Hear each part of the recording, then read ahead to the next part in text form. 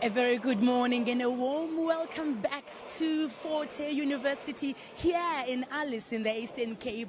As you can see, the choir performing there, a lot of excitement amongst current students of Fort Hare University and as well as former students who used to study at this institution. As you can see behind me, hundreds of students geared up for the celebrations, the centenary celebrations, celebrations for excellence, celebrations for the existence of Fort Hare University. We're expecting Dr. Mangosuthu Buthelezi to offer a keynote address in honor of Professor Z.K. Matthews, who used to study here and came back to lecture here. We are going to hear about some of the values and the things he stood for as he spent his years here, especially the political focus, as we know that students of Fort Hare University did not only focus on their studies but also on political issues, trying to find solutions for the society. Hundreds are starting to make way into this 5,500-seater hall that's going to be celebrating the 100 years of success. We're expecting to see the family of Z.K. Matthews also making way here. Ms. Naledi Pando is expected to lead the family of Z.K. Matthews to attend this ceremony. It's a day of celebrations. Excitement is everywhere. But with me now, I'm going to hand over to my colleague Tammy Dixon, who is downstairs going to talk to some dignitaries who are attending this event.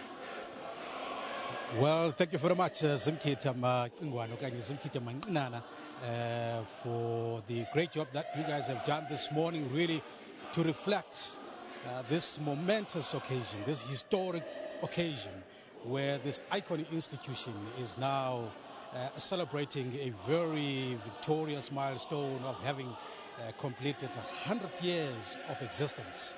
The history that comes with those years is untold, but as the day progresses, we'll be able to pick up on some of those aspects. As you can see now, the dignitaries are beginning to flow inside the sport complex now. We've already seen quite a lot of them coming in, including the Secretary General of the African National Congress, the ruling party in South Africa. We've seen government officials led by the minister in the presidency, Jeff Hare, is already seated. We've seen the provincial leadership in the Eastern Cape government. They are already seated. And a lot of former students who've been here, spending their time here already, they are already seated. And as you can see, the cake is also here. It's ready, it's beautiful. I've been told that the cake is edible. I'm sure after this, then people will have a taste of this cake. University of Fort Hare, together in excellence, proudly displayed here inside the hall, really showing the year in which the doors of this university were opened in 1916 with only just about 20 students. And today we know that Fort Hare has got about 13,000 students already. And now we're going to have a word with the CEO of the South African Heritage Council, Umhlekazi uMangcojo. Uzosichazela kakuhle ukuthi ingaba yonke lento incedisana njani na kunye nembali yethu. Mhlekazi, thank you very much for giving us this opportunity to talk to you. 100 years of existence, the history that comes with this period is quite huge. But the question is, what do we do with this? We know the history now. We know what Fort Hare has done. We know what it has produced. We know the significant leaders that came out of this. But what do you do with that heritage? It's important to note that as the Heritage Council of South Africa, we're in the process of ensuring that the legacy of Fort Hare doesn't just die. Remember, this is the oldest university in Africa, the first actually, where black child was horned. And it's, as you say, we all know about it. We started a process when we developed the Liberation Route.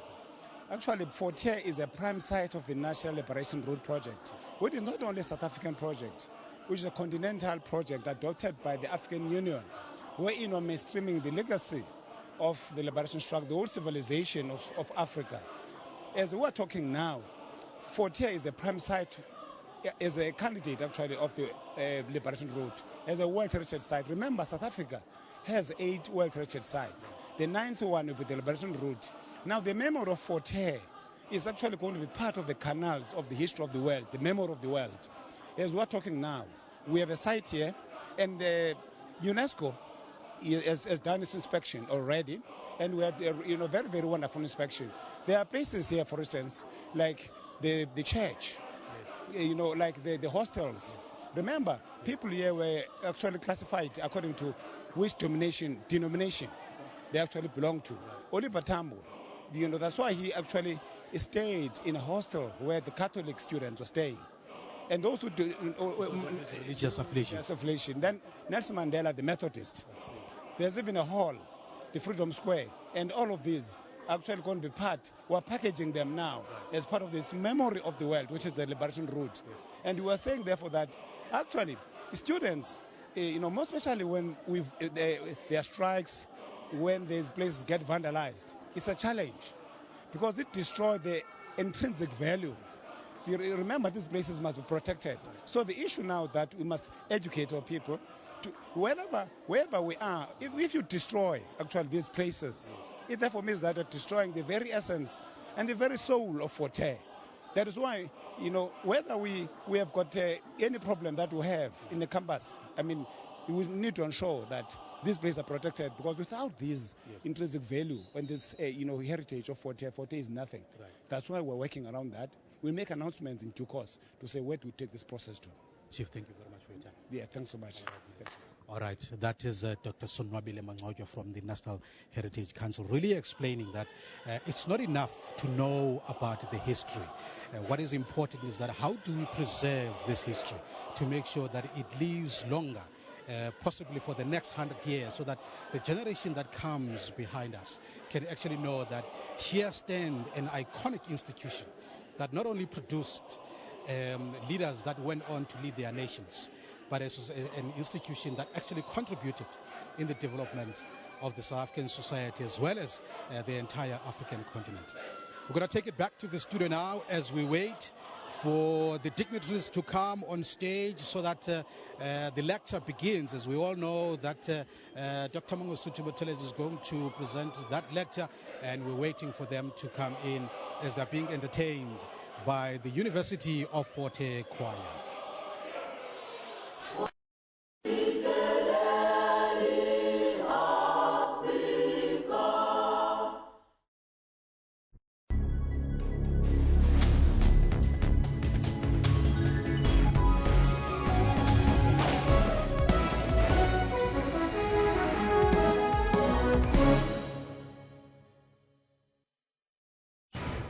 Didier Drogba, a footballer from Ivory Coast, was named as the third most influential celebrity in Africa. Where I saw him display, he's a very nice player. He always make an impact. Drogba donated his $5 million endorsement fee to the construction of a hospital in Abidjan. Well, there are some lesser-known football stars in the continent that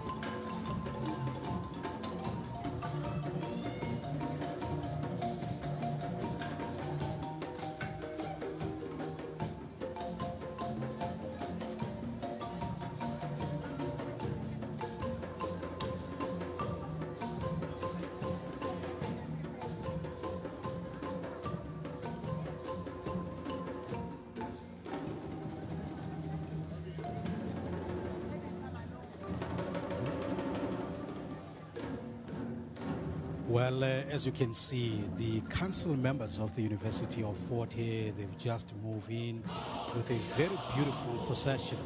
As you can see them now, they are standing, being given the respect that they deserve. This side is all the council members of this university in their respective regalia. And on the other side, you've got the leadership of society, you've got traditional leaders, you've got political leaders, you've got the provincial government leaders. They are all seated in front here. And then we are now waiting for the Vice Chancellor of the university. We already see the newly appointed Chancellor of the University of Fort Hare, Makengesi Stofile, is already on the top table already, as well as the chairperson of the African National Congress. The ruling party in South Africa is already on the top table as well. So you can see that now the ceremony is significantly underway, with all the dignitaries now having been ushered inside this sport complex, as well as the former students who have gathered here and the current students, the members of society. This hall is getting packed. You can see that there's a huge interest in watching this beautiful milestone of the University of Fort Hare, really celebrating 100 years of existence. Not only is it proud because it has been the breeding grounds of political leadership, not only here in South Africa, but also throughout the Southern Africa as well as the African continent. This is one thing that Fort Hare is totally proud of, that it has been able to assist in shaping the liberation struggles in the African continent by grooming students who would graduate from this institution having learned how to lead and went on to their countries to lead liberations, which would then bring freedom to their countries.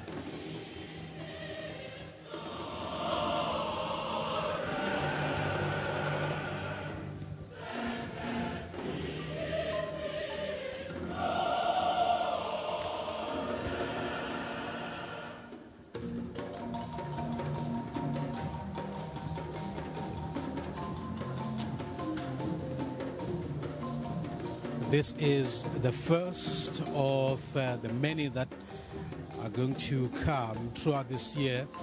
Remember that the University of Fort Hare's centenary will be celebrated throughout the year. It's not a once-off event. This is just the beginning of a very long year of celebrating Fort Hare's centenary. It begins today with a lecture that will be done by Dr. Mangosuthu Buthelezi, himself a former student here. The interesting thing is that he will be doing his lecture in memory of his former lecturer, Professor Z.K. Matthews. There's a reason for this, that the celebrations start with Dr. Z.K. Matthews. It's because Dr. Z.K. Matthews was the first graduate, black graduate, to come from this university. Probably little be known to him that he would be opening doors for so many gallant leaders that would come from this university. And now you see the dignitaries that will be taking now the top table, and they are now moving closer to that. And on that other side, I see the Minister of Higher Education is already in the house, led by the Premier of the Eastern Cape, Phumulo Moswale. the Higher Education Minister, Dr. Blade Nzimande. Dr. Mangosuthu Buthelezi as well has just walked in, as well as the granddaughter of Dr. Z.K. Matthews, in whose name the lecture will be this morning.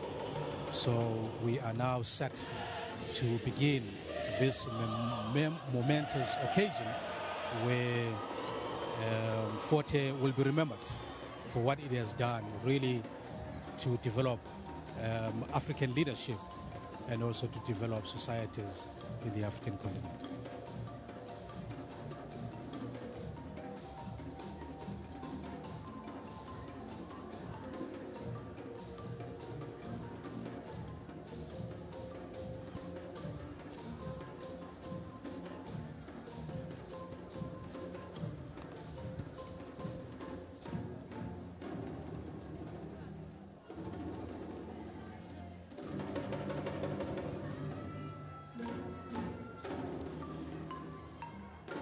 And the way in which the program is going to unfold this morning is that we're going to have a welcoming address by the chairperson of the council.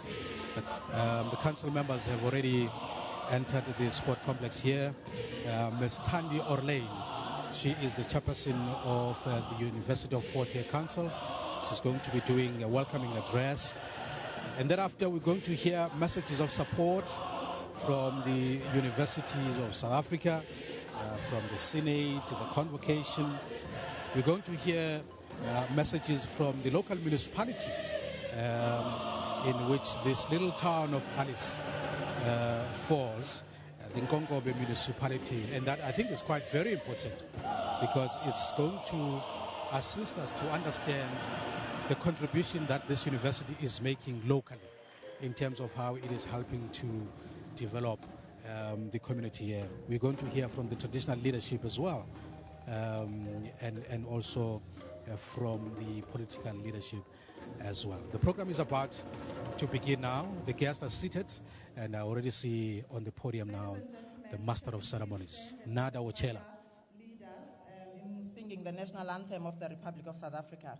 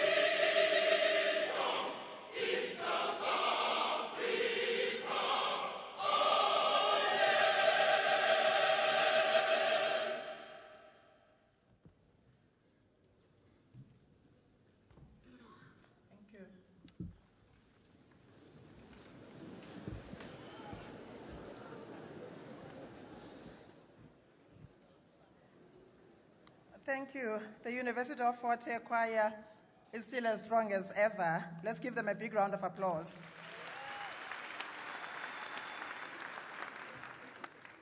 Minister of Higher Education, Dr. Blade Nzimande. Minister in the Presidency, Mr. Jeff Khadebe. Minister Lindiwe Zulu. Minister Malusi Gigaba. Minister Naledi Pando. Secretary General of the ANC, Mr. Gwede Mandashe. Premier of the Eastern Cape, Mr. Pumulo Maswale. And all MECs present. Amatole Executive Mayor, represented by Councillor Zuka. Buffalo City Municipality Mayor, Councillor Mti. Mr. Anele Nsangana, Executive Mayor of Nkonkobe. Ubabushenge, Dr. Mangosuthu Buthelezi. House of Traditional Leaders, represented by Unkosi Ngangomhlaba Matanzima. Kanti ke simbonile ubukhona nomama uQueen Noloyiso Sandile. Nabo bonke abantwana begazi. Council of the University of Fort Hare, led by its chairperson, Ms. Thandi Orlane. Councils of fellow universities, University of Fort Hare VC, Dr. Tom. Your colleagues from other universities, Dr. Max Price from UCT, Dr. Mabizela from Rhodes University, Professor Derek Swartz from NNMU,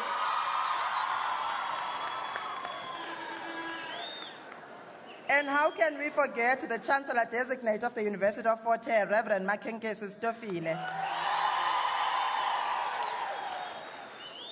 The Matthews family, all dignitaries, fellow alumni, ladies and gentlemen, it is with a great sense of pride and sheer joy that I greet you this morning. This is a day we've all been waiting for with bated breath, and I'm sure the waters of the great Tume River are sweeter and cooler just for you today. And the Amatole Mountains are echoing a sweet melody as we welcome you to our beautiful and historic part of the world. It really feels good to be back at my own alma mater. My name is Nada Wachela, and I have the honor to direct the program of events this morning. But I am not alone. I'm with my colleague from the SABC, Mr. Patko Mafani. Can you please give...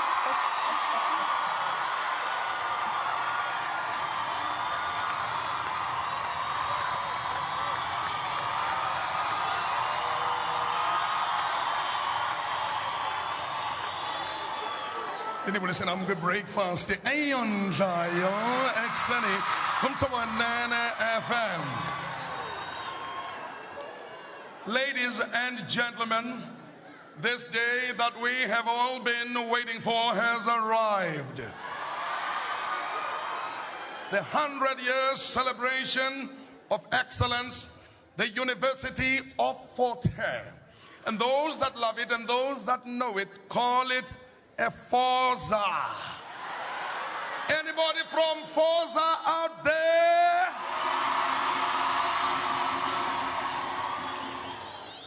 And now, ladies and gentlemen, it gives me great pleasure to have to invite Reverend Dr. Simon Kubule to lead us with the morning devotion.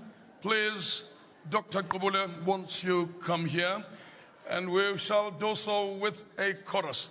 Les allez sitting ala koche kombo.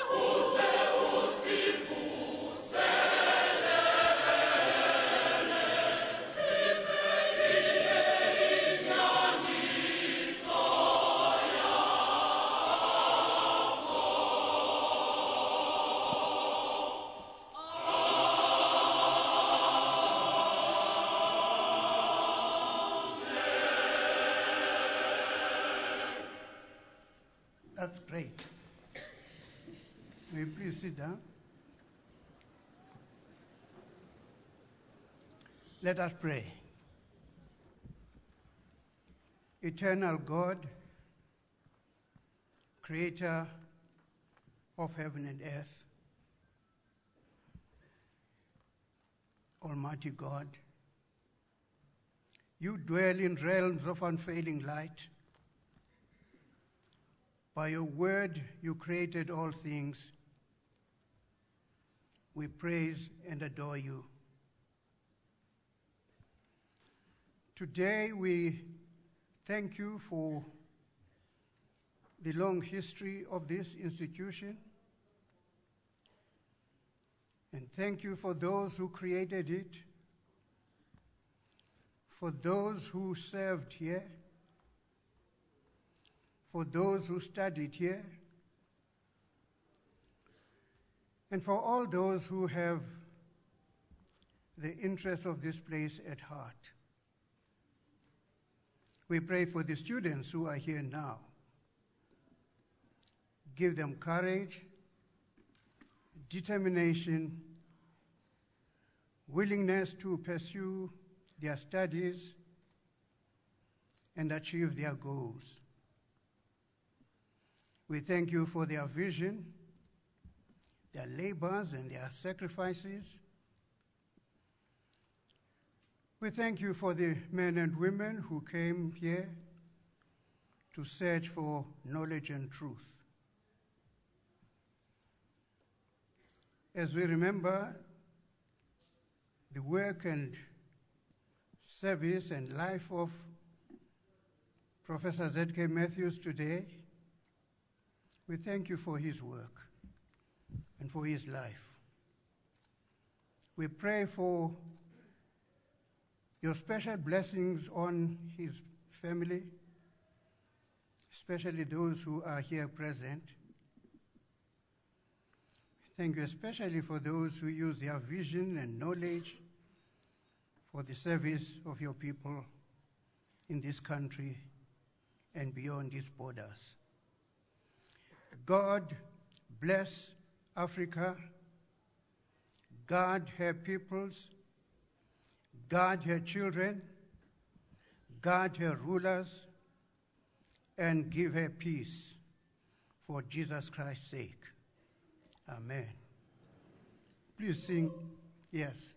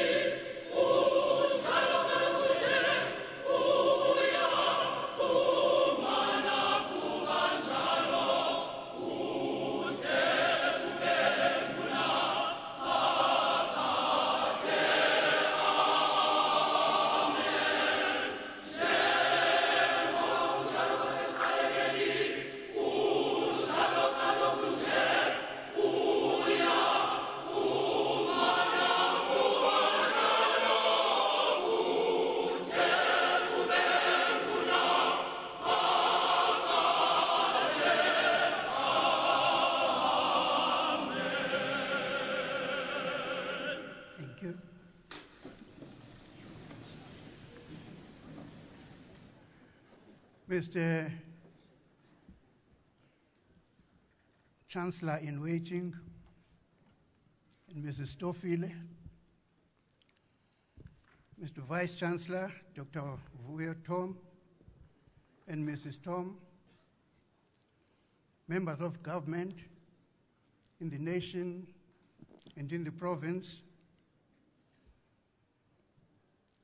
Vice-Chancellors from the universities represented here today, distinguished guests, ladies and gentlemen, I wish to congratulate this university and its staff and students on reaching 100 years of its existence. It is not easy for us to look and imagine what things were like 100 years ago, and to think of the people who were involved in the events of that time. Most of them have now fallen asleep. Both my wife and myself graduated here.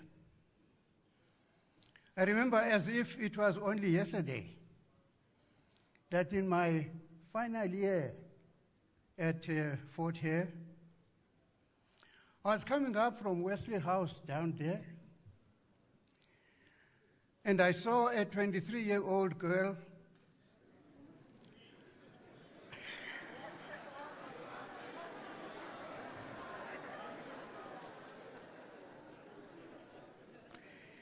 She was wearing a black skirt and a pink top.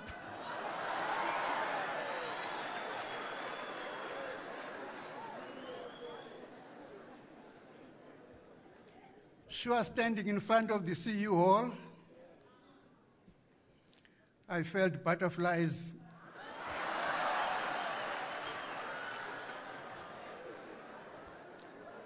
bubbling in my stomach.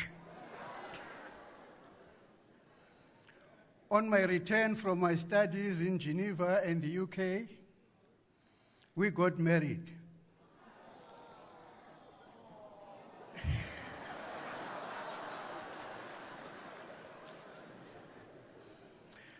God gave us 3 beautiful children. After 50 years of our life together,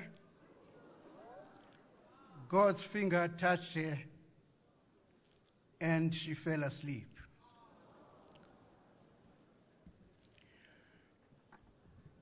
One of the first problems that the first principal of Fort Hare, Dr. Alexander Hare, and the council of those days, one of the first problems they had to face was that there was no thought given to the admission of women students at this university. Dr. Alexander Hare writes, no thought was given to the possibility that women students would be among the applicants for admission. But applications were received from 2 qualified women students.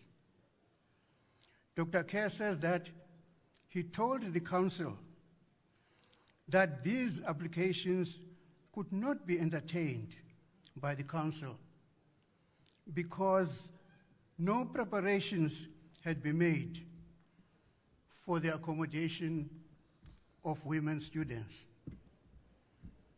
Mr. John Ndengo Chabavu strongly argued that there was little point in educating young men if their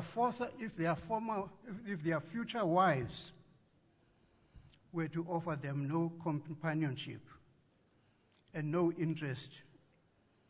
That kind of companionship and interest can be offered only by educated women. I thought you'd clap your hands.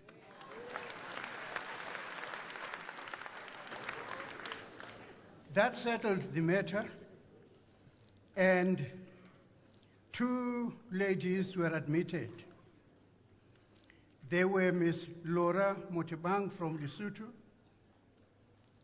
Miss Lily Msimang from Edendale in Pietermaritzburg. You know, in my final year here, there were only 42 women students in a total enrollment here of 492 students. These good ladies were called by the students widows because they were outclassed by certain ladies across the Cume.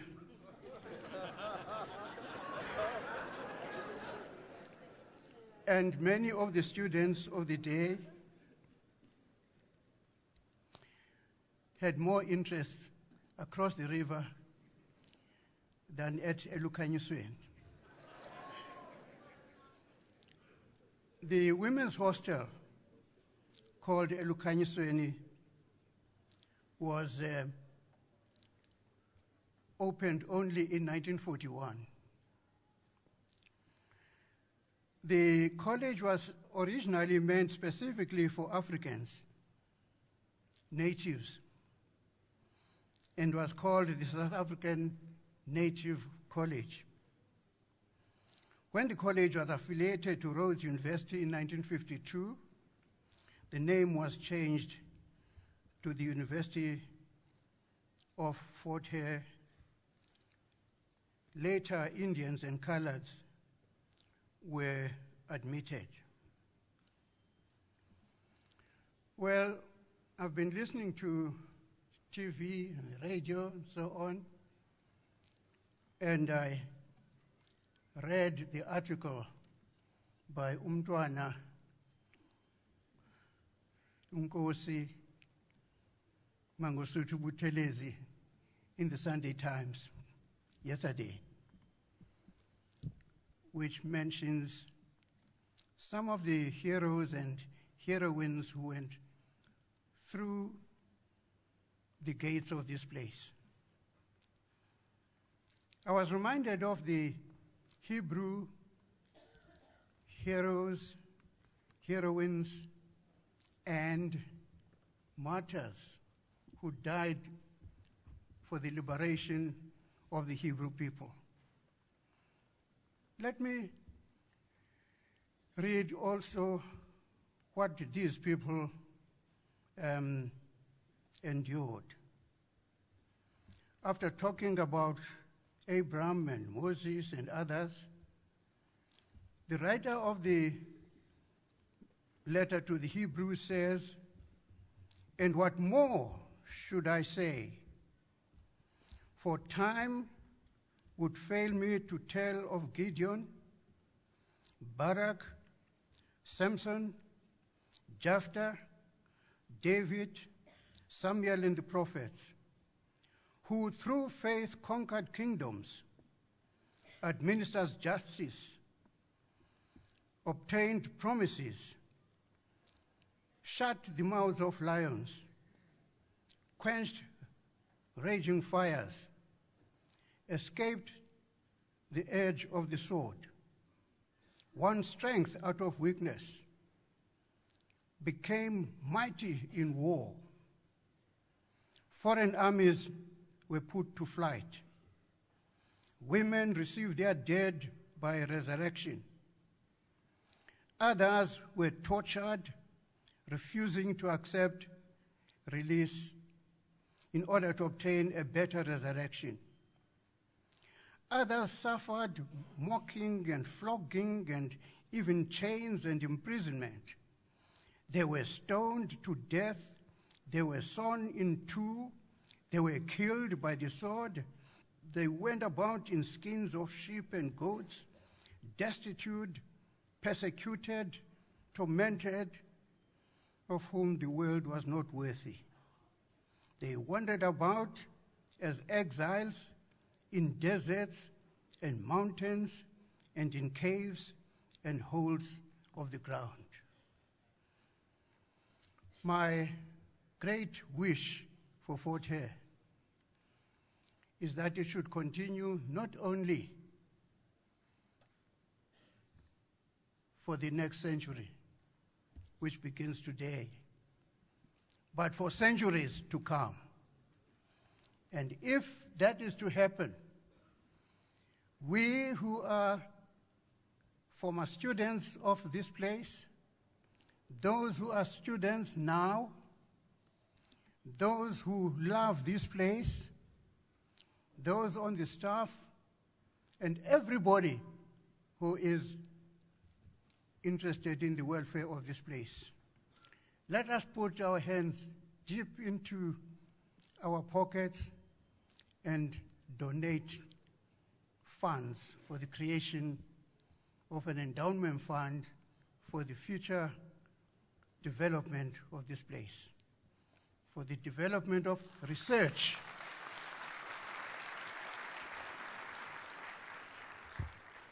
for the development of research, especially in areas that affect our lives.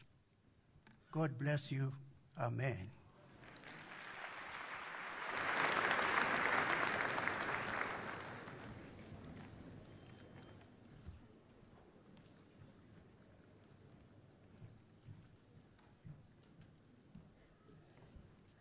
Don't you just love senior citizens? This is indeed a super special day here in the Chume Valley. Today, we're not only celebrating the centenary of Fort Hare, but we're also celebrating Black excellence. We're celebrating African intellectualism. We're celebrating Black resilience, the resilience that was demonstrated by the heroic indigenous people of this area long before Fort Hare came into existence. It is in this part of our country where the most fierce battles were fought, and it is here in the Eastern Cape that the British fought longest and hardest to conquer a people. But their spirit was unconquerable. It is little wonder then that here in the Eastern Cape we have more forts than any other region in the continent, Fort Hare being one of them. This is indeed a home of legends.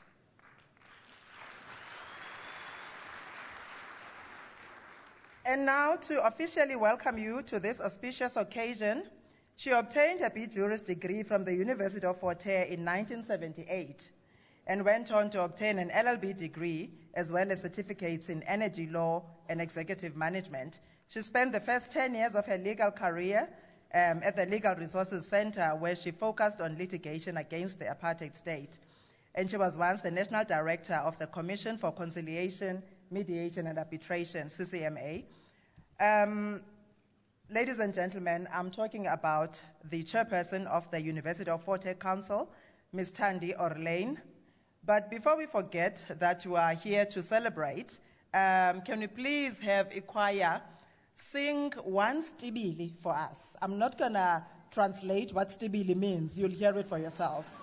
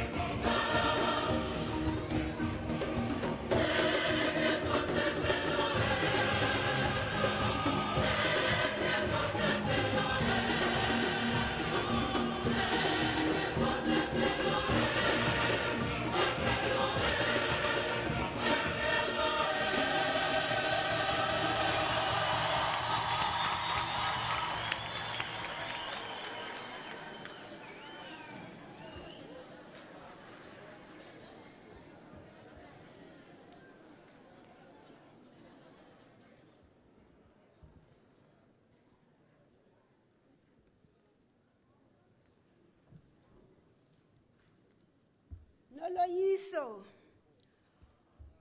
Ukuba bendiyimbongi, ngabe ndiyabonga. Ukuba bendiyimvumi, ngabe ndiyankiloza. Noko ke ndilililo. Kutsho ke ukuthi ndizawunamkela nje kuphela namhlanje.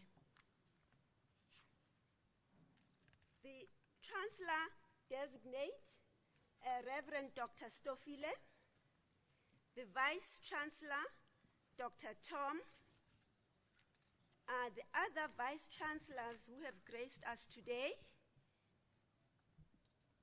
the Speaker of Parliament, Ms. Mbete, Honorable Minister Dr. Nzimande, and the other Honorable Ministers already mentioned, the Speaker of the host province Parliament, Ms. Kivit, the host Premier, Mr. Maswale, and the MECs who have come with them, the host mayor and the other executive mayors, all council members of the University of Fort Hare, together with other chairs of council from other universities with their council members, the president of the SRC, Ms. Mashika, the members of the trade unions, Nehau, who also sit with us on council, all the members of academia from Fort Hare and other universities who've come to grace this occasion.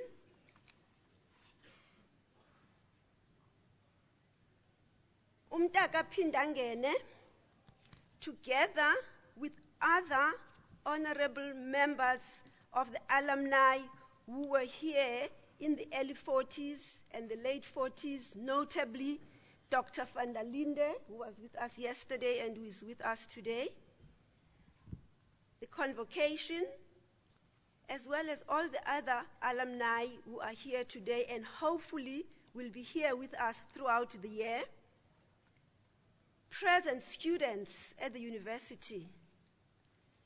Firstly, I'm here to greet you and welcome you to this occasion. But more importantly for me, the welcome is not just for today. The welcome is for the rest of the year and the rest of the century. We sit here today celebrating the last century. We sit here with pride, patting ourselves in the back on our own behalf and on behalf of those who've come before us. And therefore, we must allow ourselves to be under this glory, to be under this light, to enjoy it. Because as we look back, we recognize the hardships, we recognize the hard work, the ups and downs, the periods of the colonization, the periods of apartheid laws, the periods of the Ciskei government, and this present period of the democratic South Africa. I came as a very young, not after the war, young girl in 1975 to Fort Hare. As has been indicated, I graduated in 1978 and had planned to complete all my educational qualifications at Fort Hare. Whilst I was studying my LLB, I got booted out of Fort Hare in 1980. I vowed never to set foot again. This was until about 5 years ago when Dr. Tom, the Vice Chancellor, invited me as a guest speaker in one of the graduation ceremonies. He had to plead because I realized the moment I set my foot at this university, I will be breaking my vow. As they say, the rest is history. I'm still here today. One of the reasons that I'm here, after I spoke during that graduation, I went home and I reflected. I looked at what I was doing with my life, and I realized that I was working very hard supporting universities like Wits, like UCT. And I said to myself, what do I owe to these universities? Why do they need me to support them? So today, this is my call to all of you to ask yourselves, why is it that you are supporting everybody else other than Fort Hare? This is a clarion call to everybody as we welcome you here to say this welcome has got an agenda. It's not a welcome to come and enjoy the festivities today and for the rest of the year. It's a welcome for you to come and stay. Over the last 21 years, we have blamed everyone for our present predicaments. From apartheid, the white people, the capitalists, and every other ill that has happened to us. And that blame is well deserved. However, one of the things we haven't done is to blame ourselves. We have perfected the role of victims. This not only applies to you, it applies to all of us. As I welcome you today, I would like us to start our second century thinking about what we can do to change things ourselves.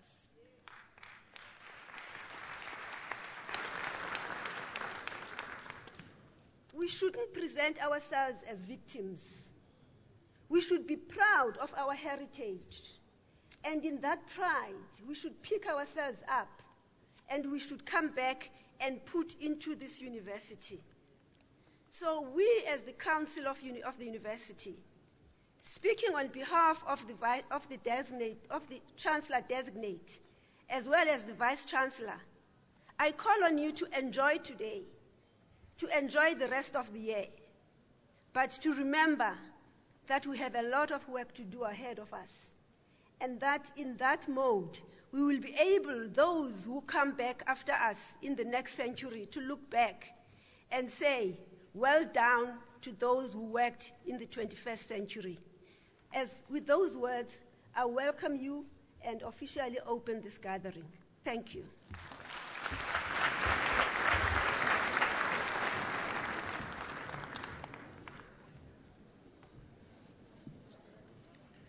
Thank you so much. Ladies and gentlemen, the chairperson of the Fort Hare Council, Ms. Thandi Orlane, please give her another warm round of applause.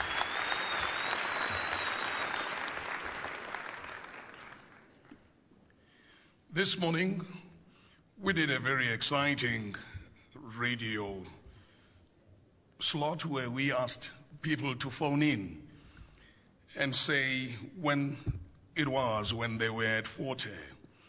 And there was some amazing response from the listeners of Umhlobo and Nene. And people also did say they were here during a particular period and also shared a room or residence with some of the well-known people in South Africa. And I think we will continue with this exercise for some time to come. But here we are, ladies and gentlemen, also acknowledging the presence of the Speaker of Parliament, Umamubaleka Mbete.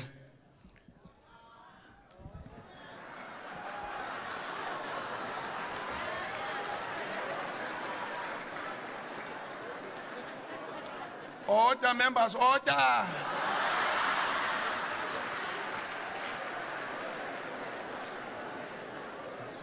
And also to acknowledge the presence of the National Treasurer, Baba Mkize, Ubabuzweli Mkize.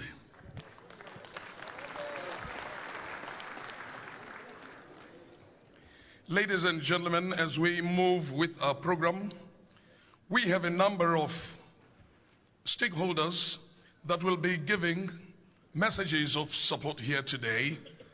And first, I'd love to invite to the podium University South Africa, Dr. Mabizela.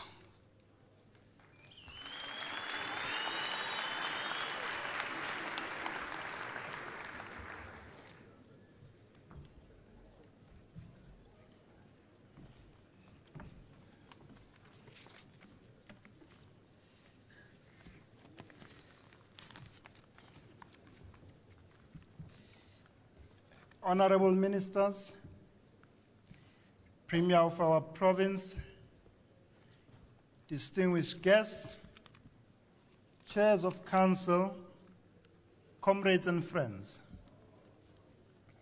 It is a singular honor and a great privilege for me to extend, on behalf of University South Africa, our heartiest congratulations to the Chair of Council, to the Vice Chancellor, staff, students and workers of this great university on this joyous occasion of celebrating the centenary of Fort Hare.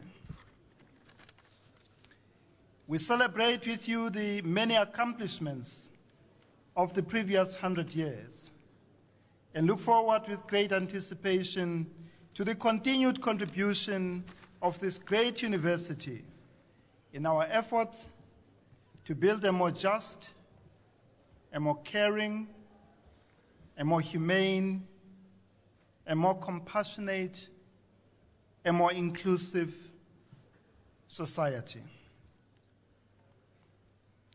This university has contributed immensely in developing the leadership talent of our country and our continent. Many of serving vice chancellors are graduates of this fine institution. And I'm proud to say that I'm one of them.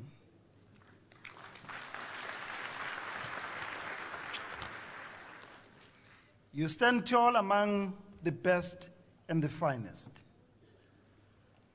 May your stars shine ever so bright. We are so much indebted to the generations of students, academics, support staff and workers who have ensured that Fort Hare continues to provide a special educational experience for the young people of our country and beyond. We now have an incredible opportunity, an unprecedented opportunity, to reimagine and rethink the role, purpose, and place of a university in a developmental state. We have an opportunity to engage young people in a different way to what the situation was 100 years ago. Our students should not just be content with seeing our society or the world as it is, but should imagine a better society and a better world and work with courage and conviction to bring that about. Sithi halala no college. Halala no college. Halala no college. May you continue to grow from strength to strength. I've heard the call made by the Chair of Council and made by Reverend Dr. Kubule. I wish to publicly commit myself to providing support for this institution. May 2016 be a year in which every person who has been part of this institution makes a contribution to build a lasting legacy.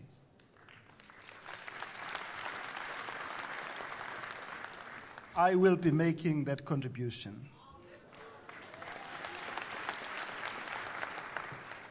Thank you very much.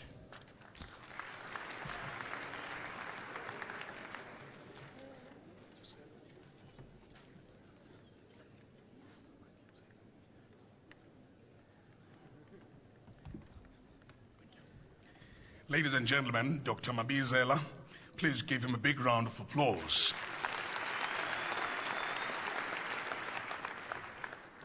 Representing Senate with the messages of support, please help me welcome Professor Bradley.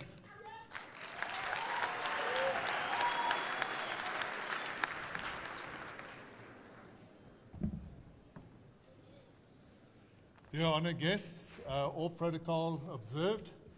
If we have to give a list every time we speak, we'll be here till late tonight. But we welcome everyone. It is with a great and proud moment that I represent the University of Fort Hare Senate on this joyous occasion to offer our support and congratulations for achieving 100 years of excellence. The university has its roots in a humble beginning, but today we stand proud as Fort Hareans, as a university which has achieved much in the areas of research, teaching, and community engagement. And this has been achieved not because we are great ourselves, but because we are a family, a body that has worked together as a Senate, as members of management, to achieve our goals of being leaders in research, of being leaders in teaching, and being leaders in our community engagement. The University Senate is represented by 5 faculties, and we are proud to say that we are soon becoming a 6th faculty of health science.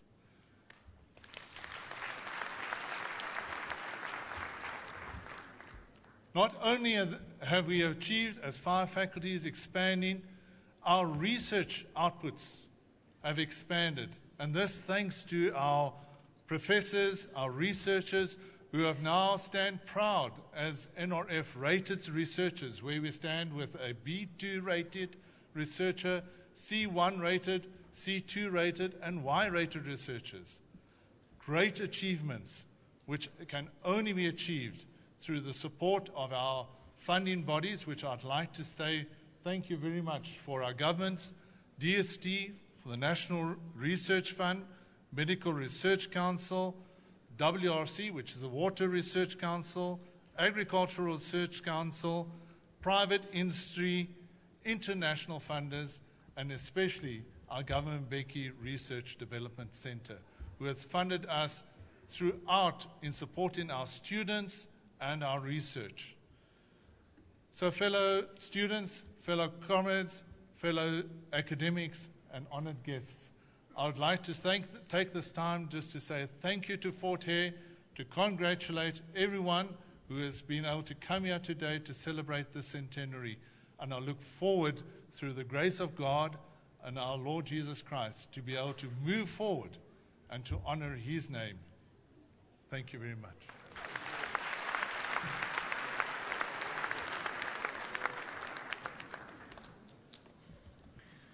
Ladies and gentlemen, i-Fort Hare asisikolo kubantu abakhulu kwi-Afrika yonke.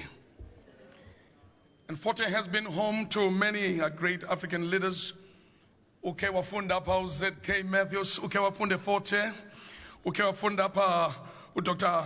A.C. Jordan, uke wafunda pa uba Gov Mbeki, uke wafunda pa Joseph Lole, uke wafunda pa Cedric Patudi, uke wafunda pa Ukaiza Matanzima, uke wafunde Fort Hare, Mary Malahlela, the first female black doctor. Uke wafunde Fort Hare, Oliver Tambo. Uke wafunde Fort Hare, Nelson Mandela. Uke wafunde Fort Hare, Lionel Ngakane. Uke wafunde Fort Hare, Siretse Khama. Uke wafunde Fort Hare, Robert Sobukwe. Uke wafunde Fort Hare, Julius Nyerere. Uke wafunde Fort Hare, Herbert Chitepo. Uke wafunde Fort Hare, Robert Mugabe. Uke wafunde Fort Hare, Kenneth Kaunda. Uke wafunde Fort Hare, Alan Hendrickse. Uke wafunde Fort Hare, Mangosuthu Buthelezi. Uke wafunde Fort Hare, the late Leapile Taunyane. Uke wafunde Fort Hare, Desmond Tutu. Uke wafunde Fort Hare, Mamu Ivy Matepe Kasaburi. Ladies and gentlemen, later on we will remind you of some of the prominent, notable alumni of this great institution. But also, Uke wafunde Fort Hare, Provincial General Manager of the SABC, Nada Wachela. Nada, when was it when you were here? From 1991 to 1994. Wow! And there must be some of the well-known people in your caliber that also were at Fort Hare during your time. There's plenty, Pat Coley. Did you know that UGE were SABC commercial radio, Mr. Leslie Nhloko, Funde Forte? Wow. Ladies and gentlemen, one more time to all the alumni of Fort Hare.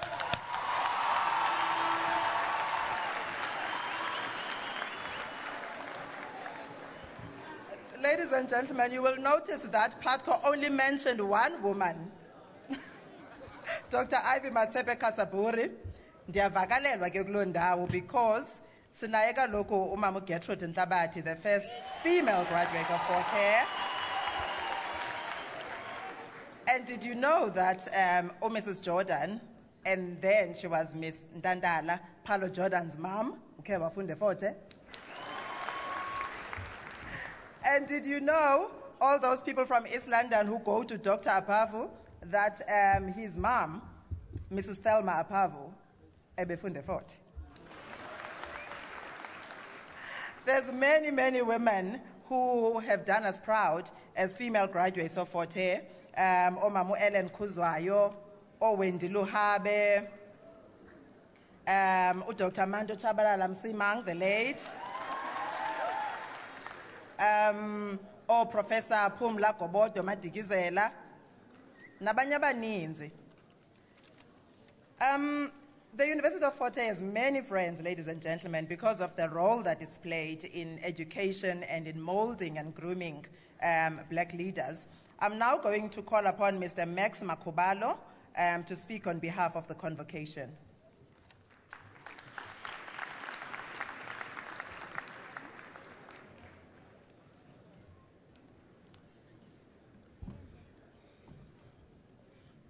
Program directors, the Chancellor of the University designate, all esteemed guests. Because of time, I'm going to break with tradition. I also studied at the University of Fort Hare, and I left here in 1979. I unfortunately also came later for an interview for a job at the University of Fort Hare. I did not get it. Most people forget that I also read Afrikaans and I can also read upside down. So I was interviewed by Professor Mike Extien and some other Afrikaans guy. But at the bottom of the application that I'd sent was a stamp from the Bureau of State Security, said, "Nie goed gekeer." Ladies and gentlemen, this university has produced very, very, very esteemed people of this country. Amongst them, humble me as well. I really feel honored to be counted amongst those people. Dr. Mabizela, we are taking your challenge. The challenge says, the people who studied at this university want to leave a legacy. After 100 years of this university, of begging white people and white capital, it's time to do something for ourselves. Now, I need you to listen very carefully, especially your wallets to listen carefully from now on. We pledge as a convocation of the university, all of us, those who are willing and capable of doing so, to pledge 10,000 rand a year. If we get 100 people, only 100, we'll leave a legacy to which the council of this university will probably inform us more. Dr. Mabizela, I challenge you. I accept that I will be the second one after you.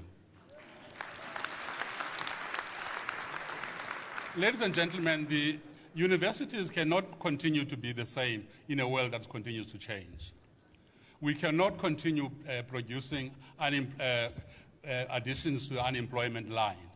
Universities need to relook their business case and business plan. This university is one of them. There are a lot of people who have graduated here who are still walking the streets looking for work. This is a sad indictment to the world we live in. I haven't recognized my boss, who's also sitting in the front seat, Pepet. I report to Dr. Nzimande in a formal sense during the day. But I am saying this thing because the education we have needs to be linked to what we do at work. Because universities are factories. Graduates are products. But what we need to talk about is what is the business case? To whom do we sell these products? We need to find a way of getting a dual system, of finding ways of getting employment for our graduates. Not only employment as employees, but finding ways and degree programs that help us to create work for ourselves. Thank you very much.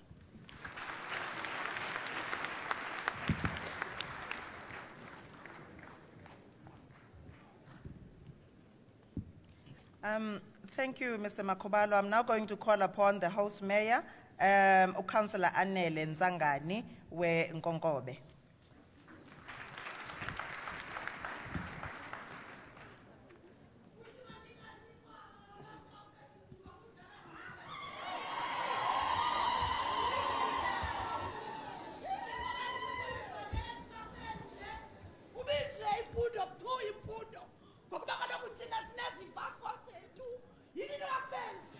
Why is it so quiet?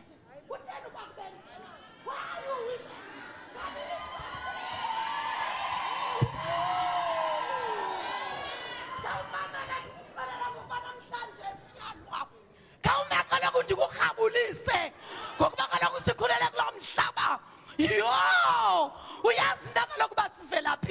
on set date kaloku ali diere was geskryf ni blankes nie.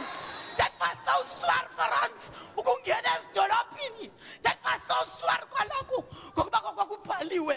Let me ndikukhabulise. Kambe ndingumfundi kwisikolo sasekama.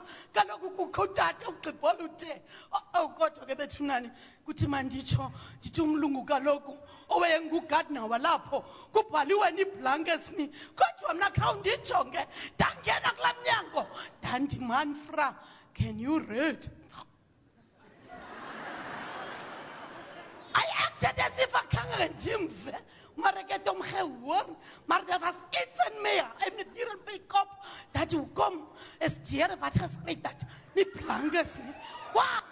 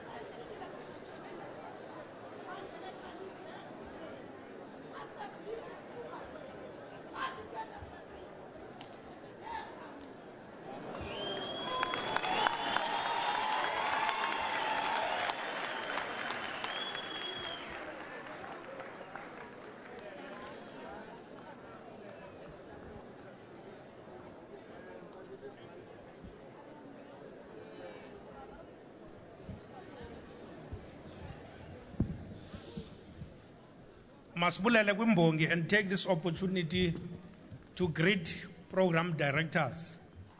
And let me also greet His Excellency, the Chancellor-elect, Dr. Reverend Makengesi Stofile. Let me also greet Mama Oskogele by Legislature, Mama Balegambete, National Assembly, so to speak, and see Bulise Kananjalo, SG, Umbutho Wesizwe, Utatu Gwede Mantashe, Sibulise Kananjalo, UTG, Umbutho Wesizwe, Utata, former Premier, Utatu Zwelimkhize. Let me greet our Honorable Premier, Premier Phumlo Moswale, ministers from the National Assembly, MECs. Let me also acknowledge the presence of Secretary of the Province of the ANC, who is also a former president of the SRC. Let me also take this opportunity to greet Archbishop Siwa. I've seen is in our midst, as well as Advocate Manojwa, who is the chairperson of Heritage Council. Let me also acknowledge the presence of Umamunoloyiso. Anoloyiso. Together with Utatunga Ngumhlaba, we're House of Traditional Leaders. And Dr. Tom Ngununu University, and our University Council, of which I'm also a member, my colleagues, and the chairperson of the University Council, the leader of convocation, and students and the leadership, both current and former leadership of students, academics, lecturers, community of Nkonkobe, and distinguished guests. Let me say all protocols observed. In case I miss one, it humbles me to be afforded this opportunity to give a message of support to this august event. Indeed, the saying that every dark cloud has a silver lining hold. Because in the past, we've been seeing a dark cloud, wars of dispossession, forts being installed, and so on. But a silver lining is that out of all those, an institution of higher learning, which is Hare, was established. And indeed, Hare produced leaders, world leaders. And I would like to say as well that I always like to borrow from Professor Derek Swart's analogy. He used to say that Hare is like, Hare and Nkonkobe municipality is like a sea and a fish. And a fish being Hare and sea being the municipality. He used to say, if the municipality has no enough food to feed the fish will die. Therefore, it is fitting to say today, Prof was still committed in making sure that we conserve that sea so that the fish cannot die. But we must work. But we must work hand in glove, in unison, and with a harmony of purpose to achieve that goal. The community of Nkonkobe would like to benefit from the centenary, and they can only benefit if we work together and change the face of this municipality to be indeed a university town. With those words, we support this occasion, and we support all the events towards celebrating for the centenary. Thank you very much.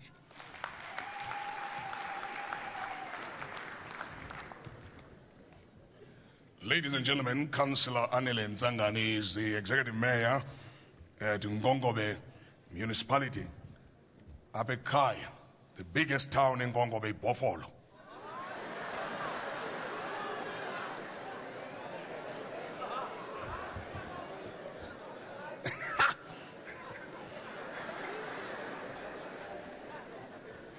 Eyes cleared. Thank you, Mayor Wamloa. And now, ladies and gentlemen, with the messages of support, last but by no means least, sizocela bonke otata basendlini okwesiko nesithethe sakwaXhosa sizokhahlela ikumkanikazi umama Noloyiso azawukhahlela ke bonke otata Anoloyiso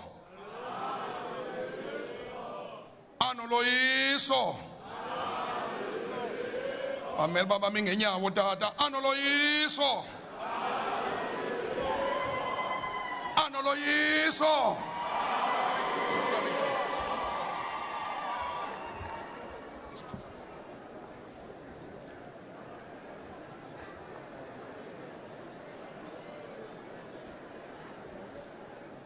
Mandinike imbeko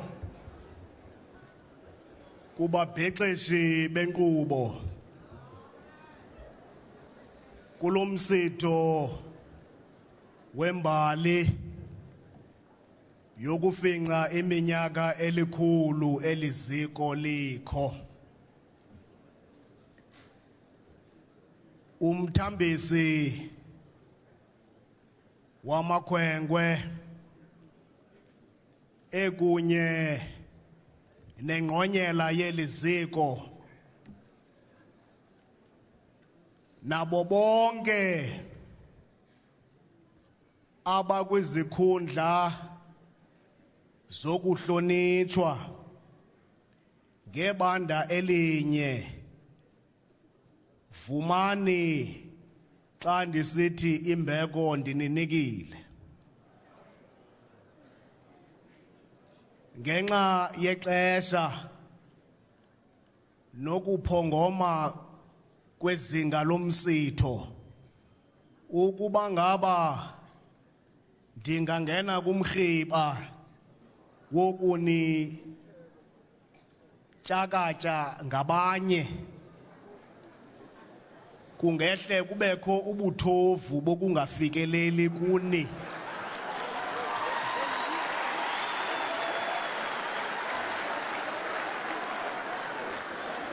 Ngokunilingeneyo. Okokwam ke kukwenza amazwembezwembe egameni lale ntombi yakulobhejane ephuma esiqiwini kade bekuvalele kaBhekuzulu. Isizukuzuku selembe lekamanye amalembe ngokukhalipha inkomo zikajama zikandaba zikamagela. Kambe ke sisenkundleni kwisilili sakwangqika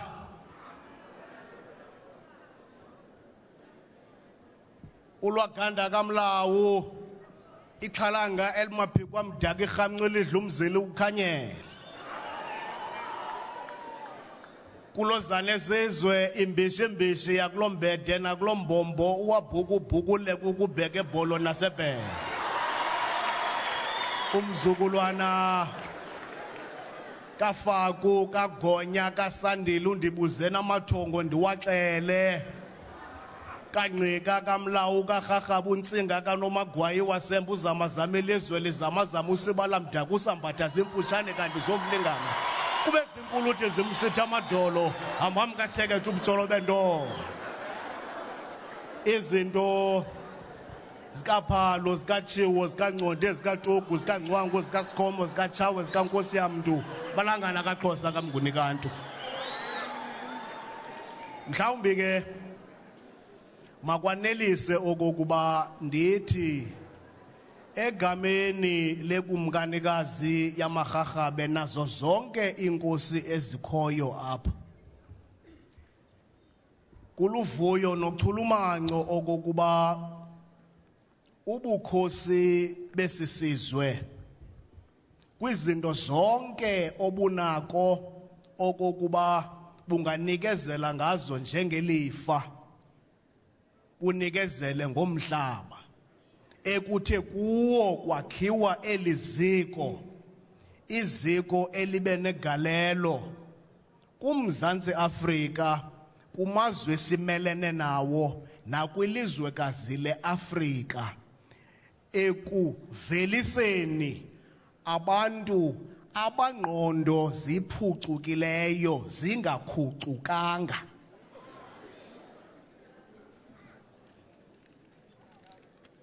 Namhlanje xa sibhiyozela iminyaka elikhulu, sifanele okokuba sibe nezinto esikhumbuzana ngazo. phakathi kwazo kukukhumbula okokuba lo mhlaba sinikezele ngawo uqale wakhuselwa laphalala igazi imfazwe eziliwe apha zilithoba kwiminyaka elikhulu phakathi kwezo mfazwe ndingayikhankanya ekaXhoxho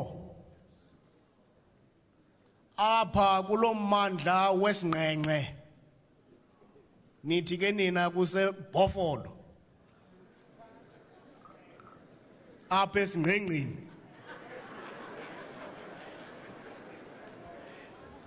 kuba ngelo xesha ikomkhulu likamaqoma ngqika unjalatya isijorha sikanothondo inyoka emnyama ecanda iziziba usayama ngentaba kamnqwazi ingweka fodayi semthontsi bafana esiqithini somlungu ekunye nexhiba lakokwabo utyali ngokuphalala kwegazi lonyana kangqika uXhoxho bathatha isigqibo sokokuba akunawuphalala igazi lomntana ekumkani kanti kuseliqolweni lo mhlaba ke unkcenkceshelwe ngelo gazi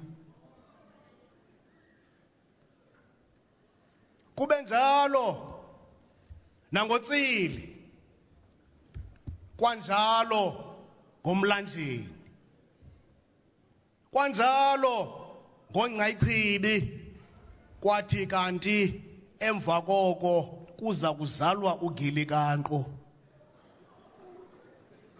izizwe ngezizwe zahlanganisana zathi kufika ixesha lokuba makwakhiwe umbimbi oludibanisa zonke izizwe yiyo loo nto ke ngomhla onjengalo kufuneka sithandamisane ngelithi singashenxi kumlimandlela wakudala owakhiwa ngookhokho bethu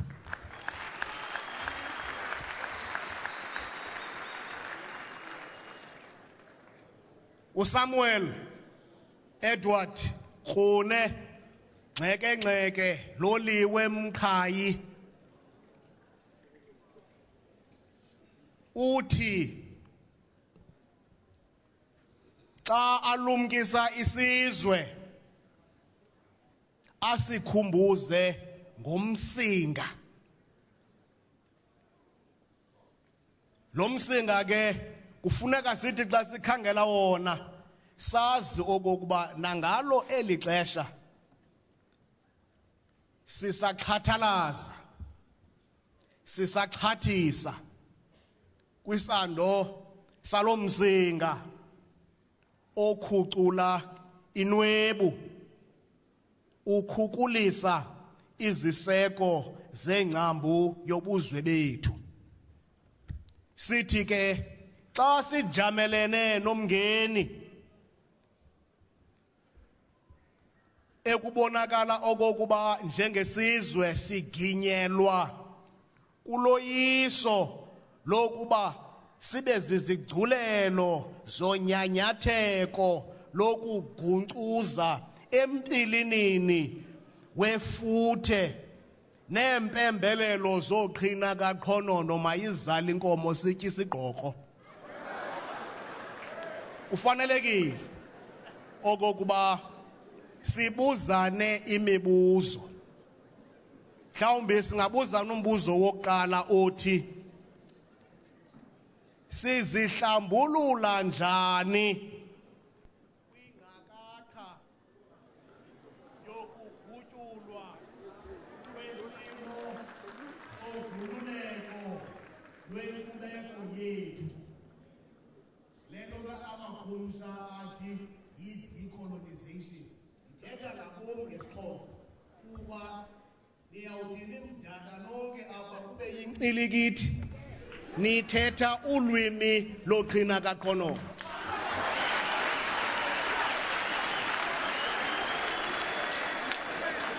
Okwesibini, iingqangula zeengqondi ezixhonkxwe kweli ziko kukangakanani okulucwambu lolwazi eziluhlangulayo ngenjongo yokundinda iziseko kwizibhaxa zobuchuphathi nezomeleza imithombo yobugcisa. Kokugqibela, kukangakanani okuligalelo esithe ngalo imfundo nolwazi esilunkqonkqoze apha lusixhobise ekomelezeni intsika zobuni bethu phakathi kwezizwe zehlabathi. Singabi nantloni ngobuni bethu, singabi nantloni ngolwimi lwethu, kuba kungenkcubeko yethu esiyakuthi sihlonitshwe zezinye izizwe. Makube Khosi, kube Hele, kuthetha ubumnyama kuvela ukhaya.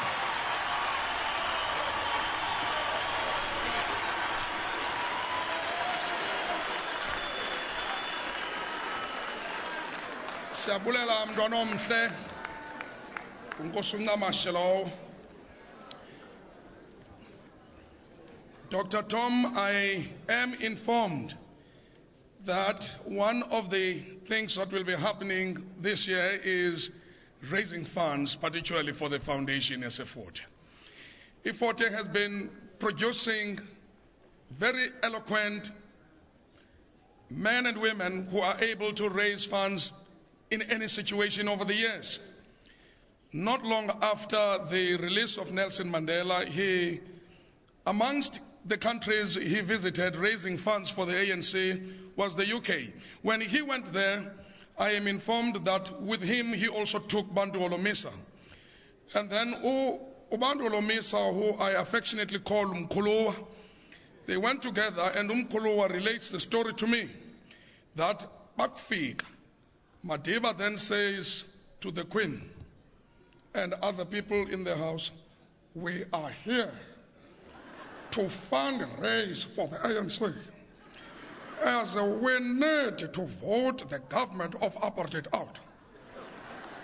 I want you to give me 10 million. They can get 10 million. While they were looking for this 10 million in terms of because Madiba would not live without their commitment, then he whispers to Bantu, Bantu, we must make sure that xa besinika ezinkozo sigoduke nayo le 10 million izinkozo.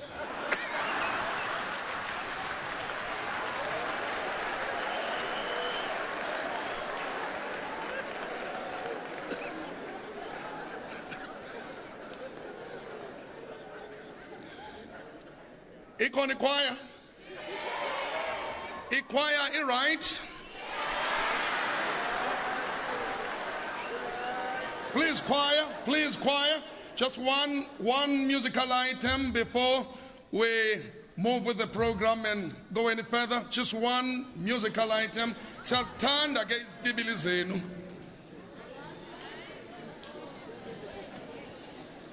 Ladies and gentlemen, this choir has been good all day long. Let's give them another big round of applause, please. The Forte Choir, conducted by Dumza, the choir of Zwelicha Adult, the conductor of Zwelicha Adult Choir. Over to you, sir.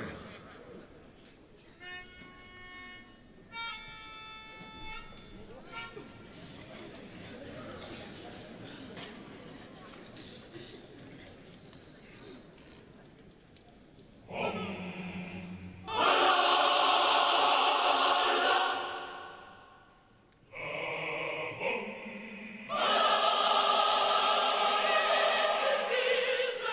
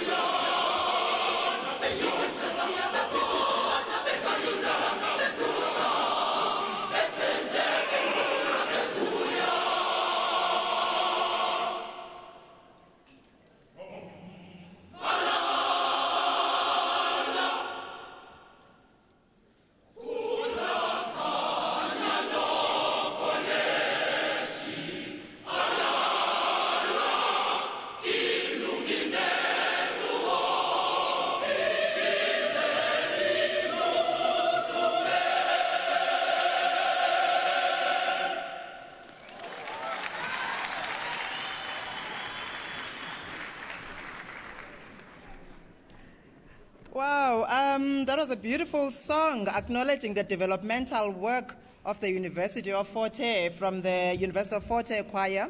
And I've just been told that these are the reigning champions of Satika. And that's a university choirs competition. And this choir has merged the East London University of Fort Hare Choir and the Alice Choir. They're still the best. The miracle of Fort Hare was achieved through a process and series of events that started long before the 8th of February 1916. From 1841, Lovedale College across the river here provided excellent education to both black and white students. And many educators from Lovedale went on to play a critical role in establishing the University of Fort Hare. I'm talking about the likes of Stuart, Henderson's, and others. And with the introduction of printing and bookmaking in Lovedale, a wellspring of black writing was formed. Printed black South African literature has its roots right here in the Chume River, with Fort Hare and Lovedale having nurtured early black writers like John Knox Bokwe, J.J.R. Jolobe, John Tengo Jabavu, and many others. Now, the choir and everyone who has spoken here has, acknowledge many prominent alumni of the University of Fort Hare. But there's a conversation we had with the VC last year when he visited the Cape Town or the Western Cape alumni chapter. Until recently, I was a member of that chapter. And there we were discussing prominent people who have gone through Fort Hare who never graduated.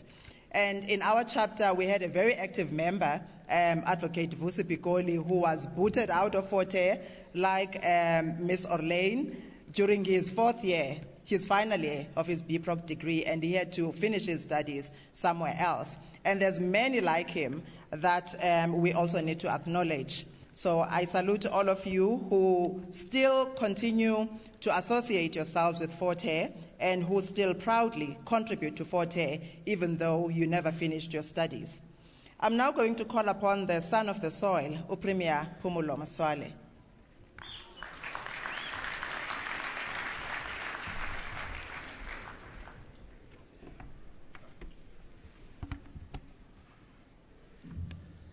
Thank you so much, program directors,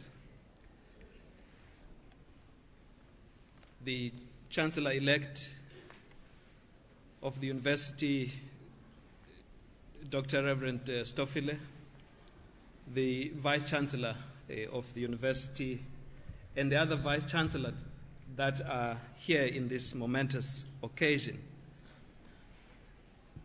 Mandizeke emzekweni ndinike imbeko kwikumkanikazi yakwaRharhabe anoloyiso, the Speaker of the National Assembly, the Speaker of the Provincial Legislature,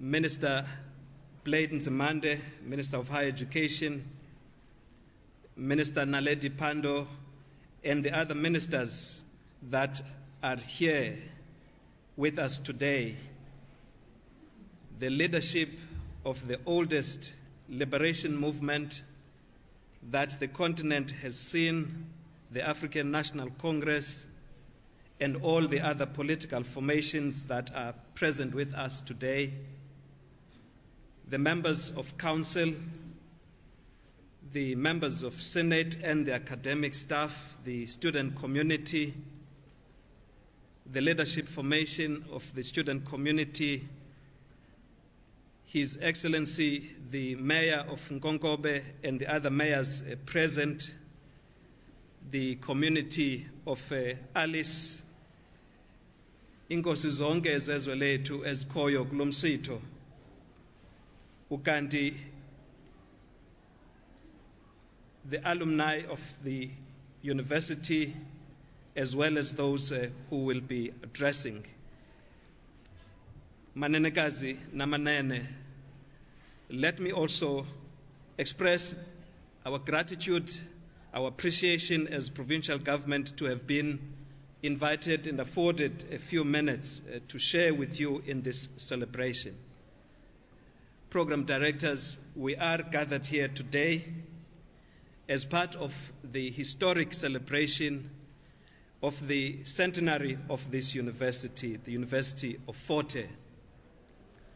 It is itself taking place a year ahead of yet another historic milestone, another development in the form of the sinking of Umendi. Next year, 2017, shall be 100 years since that fateful event.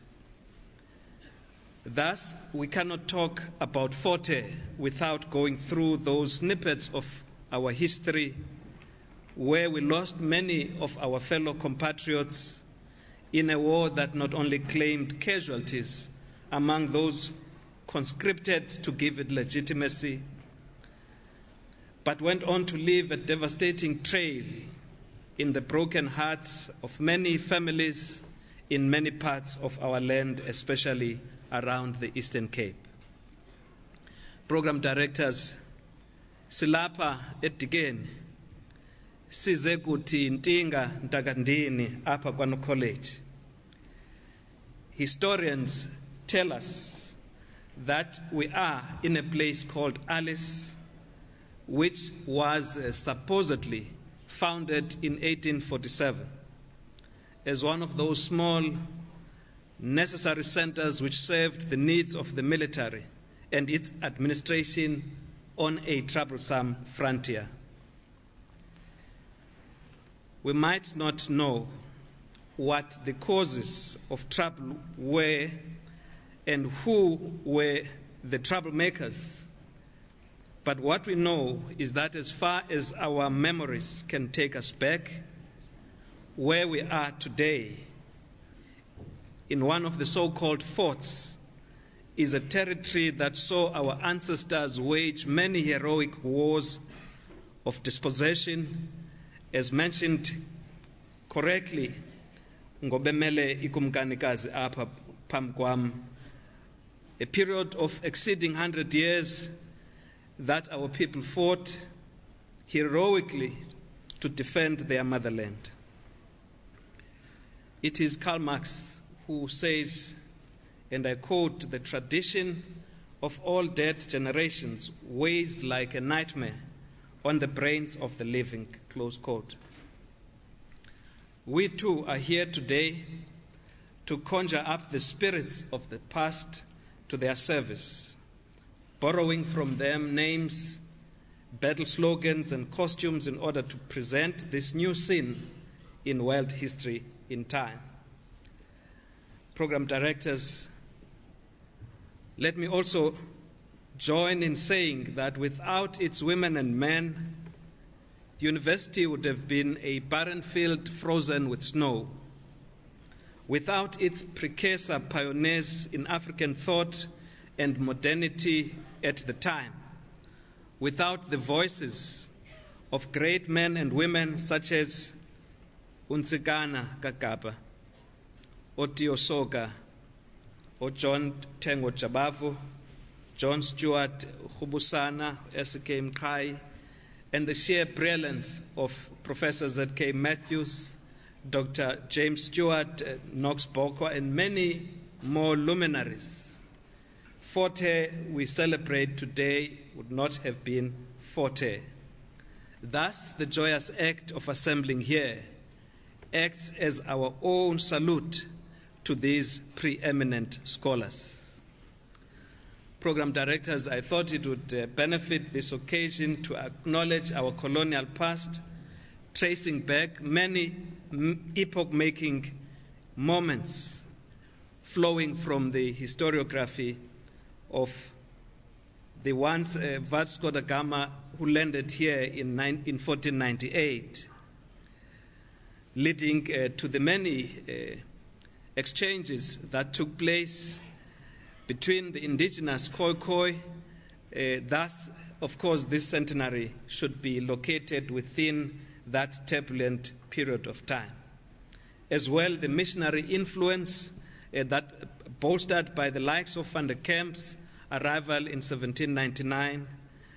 Of course, the program directors have acknowledged the establishing of the printing press, especially Lovedale, as well as the establishment of newspapers such as Imvo Zabantsundu, all left an indelible mark in the history of this institution. We cannot talk about Forte without recalling Pixley Isaac Seme's Regeneration of Africa's lecture delivered in 1906. Forte's story, without talking about the establishment of the Union of South Africa in 1910, the formation of the South African Native National Congress on the 8th of January in 1912, the Dehumanizing Land Act of 1913, and the publication of Ityala Lamawele in 1914, which sowed the seeds for the development of African jurisprudence, would leave a glaring gap in this historiography. Program directors, again in her book, Umamu Ellen Kuzwayo, Call Me Woman, who comes from Tabanchu in the Free State, she lists many luminaries, mostly women, who graduated at this university. The likes of Ms. D.M. Finga, the likes of Bakwa, Mapasa, of Abaza Umsimang, Mam Olin, who was the chair of council, Onyangiwe, Hamutenya, and many more who graduated from these hallowed chambers. I recall this matter of former women early pioneers and graduates to communicate the message that just as we recall the history or his story, her story matters too, as we seek to tell the story of the University of Forte. Program directors, the proper acknowledgement of women who entered these gates and went to make a meaningful contribution in the history of our land in arts, sciences, and other professions still deserve their rightful place in our history. It is part of the nightmare that weighs down on our shoulders and will not rest until it is told in full. This centenary celebrations affords us that opportunity. On behalf of the Eastern Cape Provincial Government, may I extend our sincere appreciation again for the opportunity of being invited here, but as well to join in the celebration that mirrors the travels of our people. A number of speakers have already spoken in the messages, and others are still to speak after me, so I shouldn't make for long. In closing, I would like to leave us with a few probing questions that are worthy of our collective reflection. Where to for the university in the next 100 years? And what will be the role of each and every one of us in this room? Secondly, what kind of students do we need to train to produce the kind of results that gave us the likes of its past alumni such as Oliver Tambo, Nelson Mandela, Govan Mbeki, A.C. Jordan, Phyllis Ndandala, Thelma Apavu, and many others? Thirdly, how can we collaborate further with other institutions within our province, in our country and abroad to ensure that the university continues to benefit from those partnerships? And fourthly, how can we assist the university to remain rooted amongst the people, championing their daily struggles whilst continuing with its scholarly innovations and pushing the frontiers of knowledge? Lastly, perhaps in Frantz Fanon's words, I would be saying, what then becomes the mission of our generation, having taken over the baton from past pioneers who ushered in political freedom? With these words, may I take this opportunity to wish the university community a further, perhaps, as Dr. who opened with a prayer here said, not just the next century, many more centuries to come. Ndiyabulela kakhulu.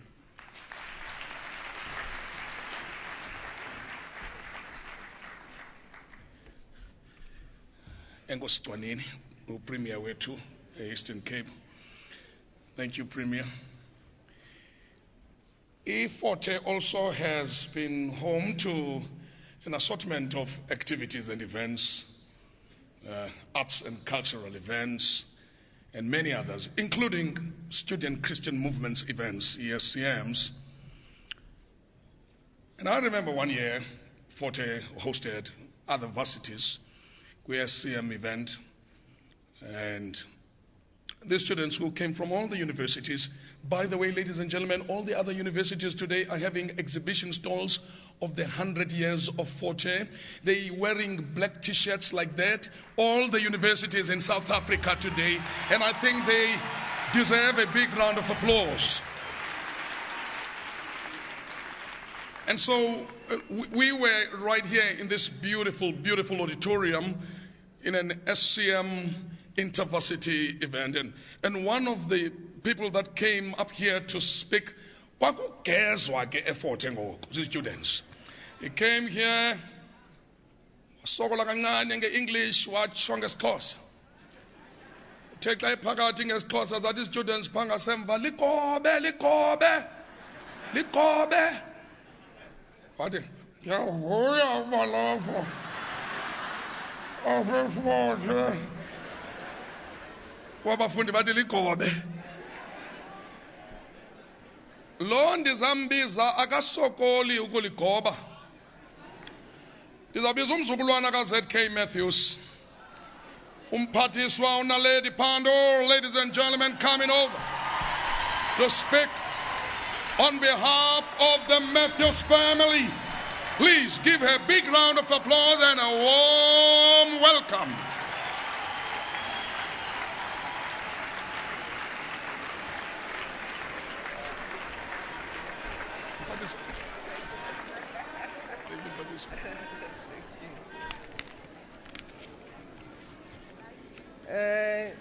Ngiyabulelo phethu umsebenzi wanamhlanje.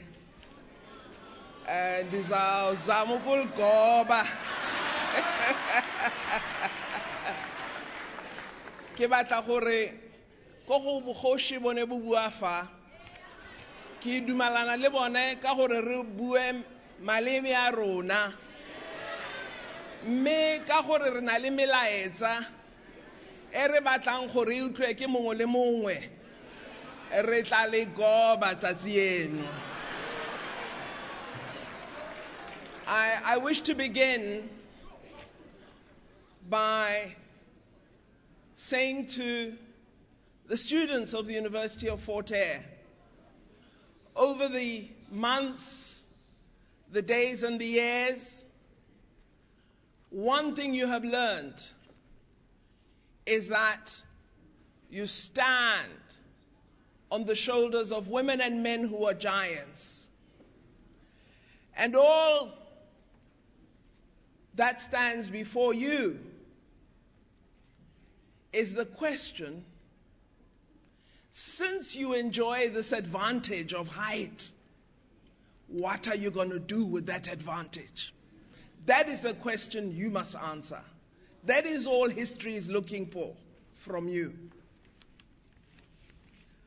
I am deeply honored and humbled to be granted this opportunity to represent briefly the family of my grandfather, Z.K. Matthews. I'm a bit embarrassed because my aunts are here, the daughters of Z.K. Matthews, Dr. Matthews and Mrs. Ngakani. And I wish they would have agreed with me that they should speak, but they forced me to be here. We also have my cousins, Sipho Makubela and Temba Makubela, and my uncle, Mr. Gianni Makubela. So the family is well represented, and in order not to have a fight in my house, my husband as well. So we're very pleased. Z.K. Matthews was an extremely humble person and would be deeply honored at what is being done in his name today. I associate myself fully with a list of distinguished guests, ladies and gentlemen, who are present here today. But I would not be true to myself if I did not recognize the Vice-Chancellor, the Chancellor-elect, the Council Chairperson, the academics of the University of Fort Hare, as well as its Senate and members of Council, and of course Vice-Chancellors from universities across the length and breadth of our country. I would not be true to myself if I did not recognize the leadership of our great organization, the African National Congress, the Secretary General, the Treasurer General, and the Chairperson of the African National Congress, Speaker Baleka Mbete. Madam, order. I also must recognize my colleague ministers, our senior minister in government, Minister Hare, our minister responsible for this institution, Minister Bladen Zimande, and of course, our colleague minister, Minister Lindiwe Zulu. And then our colleagues in the provincial government, the Premier, the Speaker, in the legislature, the MECs, and all of you all, distinguished ladies and gentlemen. I was reading the memoirs of my grandmother, Frida Matthews, and she was one of the female students at this university, and everybody forgets to mention her. And of course, many of our leaders, who we tend to think of only as men, are often great and do great things because their wives, our mothers, allow them to do them. And so we must not forget the women of Fort Hare. In her memoirs, she relates how her family reacted to her proposed engagement to Z.K. Matthews. Z.K. was a Motswana. My grandmother was a leading daughter of the Xhosa in the Eastern Cape. She was the daughter of John Knox Bokwe. So you need to understand these connections. So they had to reply as to who is this Matthews? Unestuku na avelapi. And they explained in that meeting that Z.K. Matthews is a Phuti of the Bangwatu of Botswana. And my grandmother's family in turn explained to the Matthews family, the uncles sitting with them, discussing this proposed marriage, that our grandmother, Frida Bokwe, was Makhila of the Ncika people of the Xhosa nation. I've learned this from my grandmother's memoirs, which are a fascinating record of the ZK, the Bokwe family, the ANC, and South Africa. Fort Hare and the African National Congress are inextricably linked. I say this not for the sake of politics, but for the truth of history. One of the fascinating features of Z.K. Matthews was that he combined the academic pursuit of the truth with a political commitment to the liberation of African people from political and economic oppression. He did not say, I'm an academic, I cannot be political. He did not say, I'm an academic, I cannot belong to a political organization. He said, in order for my people to be free, I must put my intellectual strengths to their service. And this is what all of us must learn to do. He combined his study of anthropology and law with an active political involvement and found his true political home in the African National Congress. I am sure the Honorable Prince Mangosuthu Buthelezi will give you a full history of this great son of the soil. I would like to briefly say why we are so thrilled as a family that Fort Hare continues to be a site of celebration of this history and record. When you think about Fort Hare, what comes to the forefront of your mind is the courage of African people in standing up in their belief that we as Africans must not be denied higher education by virtue of our race. And that if we are denied access to institutions that existed at that time, they as African people will create an institution where our children's intellectual resources would thrive. What courage, what leadership of thought. And it has lasted 100 years.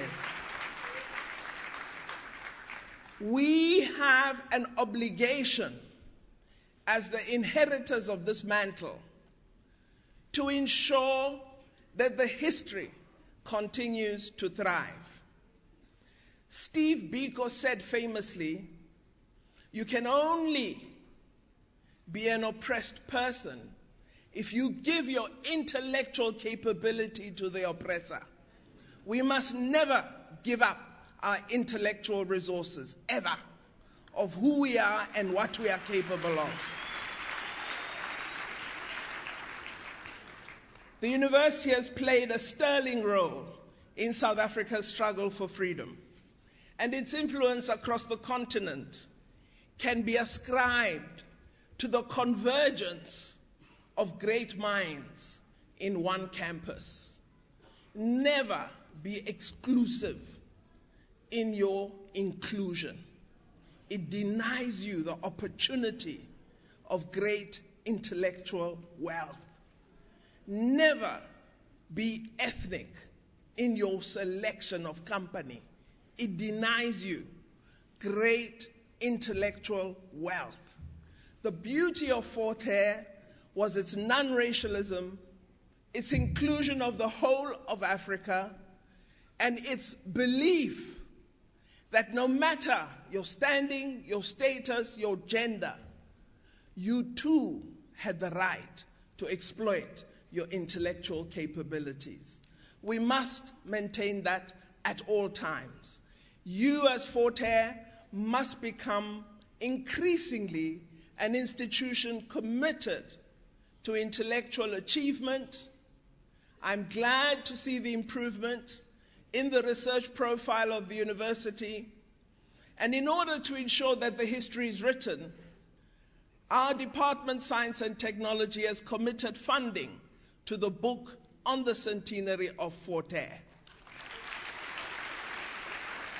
And it will be a fully researched book by academics from Fort Hare leading the process. It will be a book that tells the full history, and it will be a book that will be properly funded. And if those who work with us could agree, we would love to see the Lovedale Press produce that book.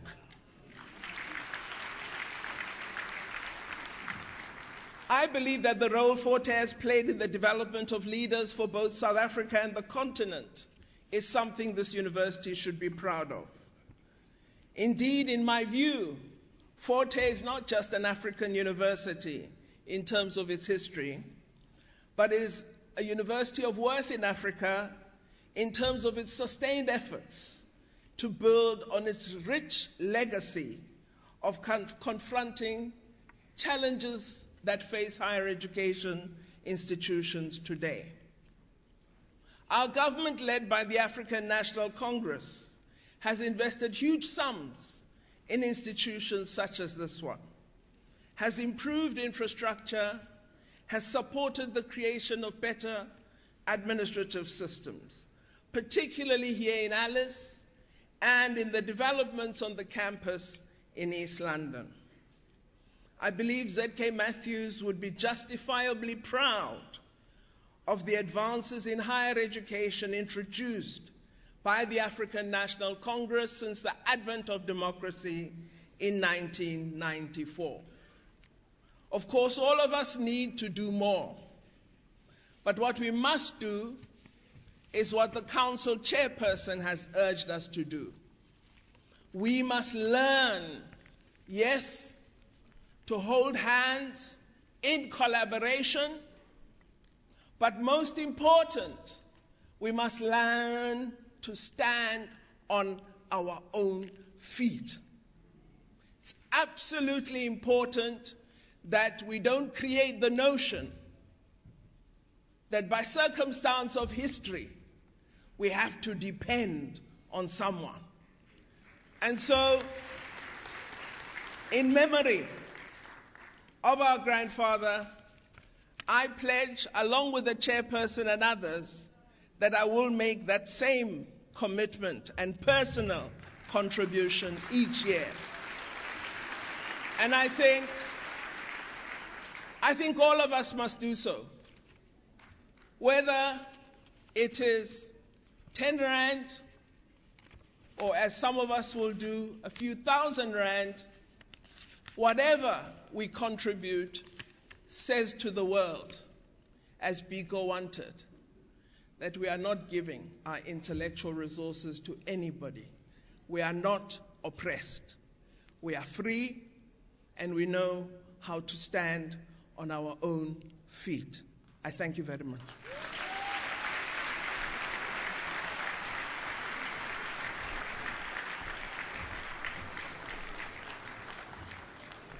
Ladies and gentlemen, the ever-inspiring Minister Naledi Pandor representing the ZK Matthews family. Into ongayaziyo ke Minister kukuba apha eMpuma Koloni ukhe wabiza isiduko.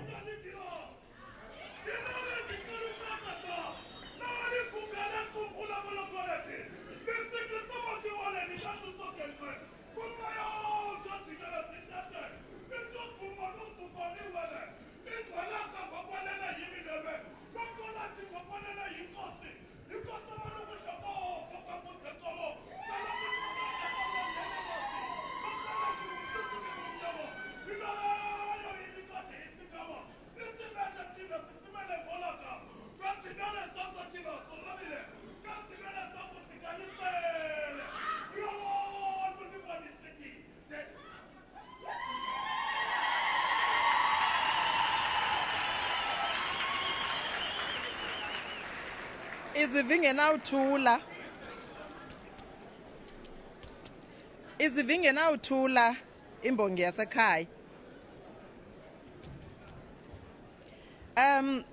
Bendisithi Minister, into ongayaziyo uba xa ufika apha eMpuma Koloni ubiza isiduko uzincikela ilitye elineembovane.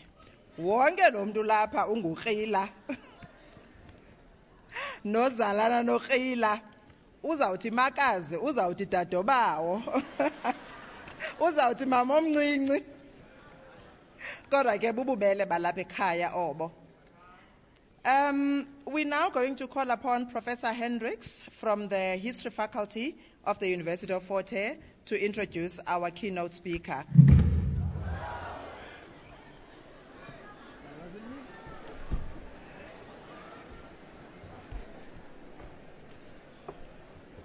I had no intention to enter with a bang. That was by accident. Chancellor-designate Reverend Makenkezi Stofile, the Chairperson of Council, Ms. Thandi Olaine, Vice-Chancellor Dr. Mvuyo Tom, distinguished guests. Whoever has observed Dr. Butalezi's appearances on television news in South Africa over the past few years would have noticed that he appeared on numerous occasions wearing the distinctive Fort Hare blazer.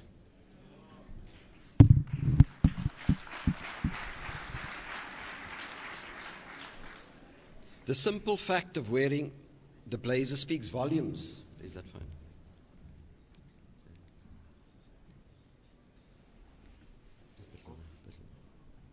The simple fact of wearing the blazer speaks volumes about Dr. Buthelezzi's sense of association with and a long-standing loyalty to this historic institution. I believe I can state without equivocation that Dr. Buthelezzi has been one of the, one of the greatest public ambassadors of this institution. I think it is entirely appropriate that we recognize this loyalty that stretches over decades with a round of applause as we welcome the son of Fort Hare to his alma mater.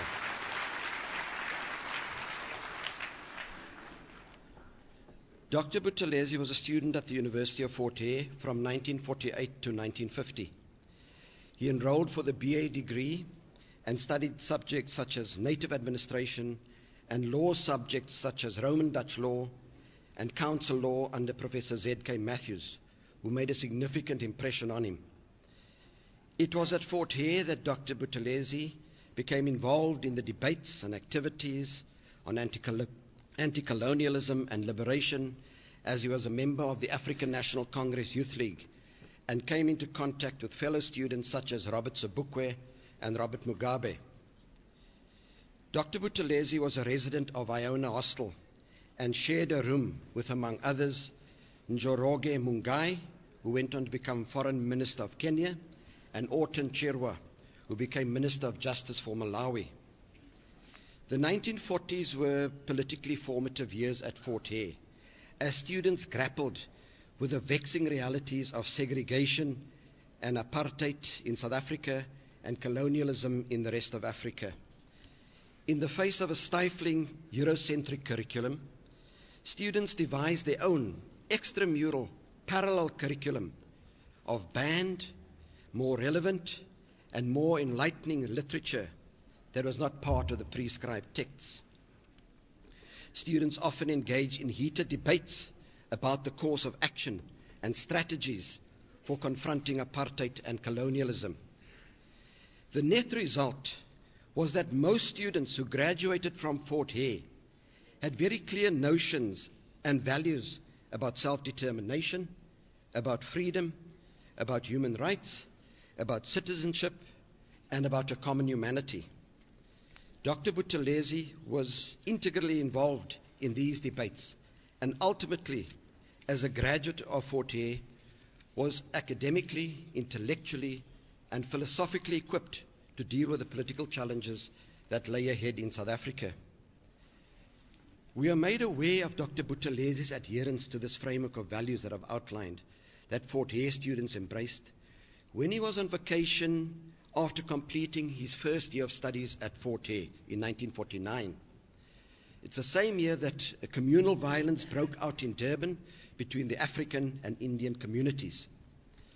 Dr. Buthelezzi immediately contacted the officers of the Natal Indian Congress to offer his services in trying to bring the situation under control. This unfortunate episode heightened Dr. Buthelezzi's awareness to the complexities of the South African demographic mix, and it is apparent that the path of reason would become a hallmark of Dr. Buthelezzi's approach to the massive political challenges facing especially the African community in South Africa.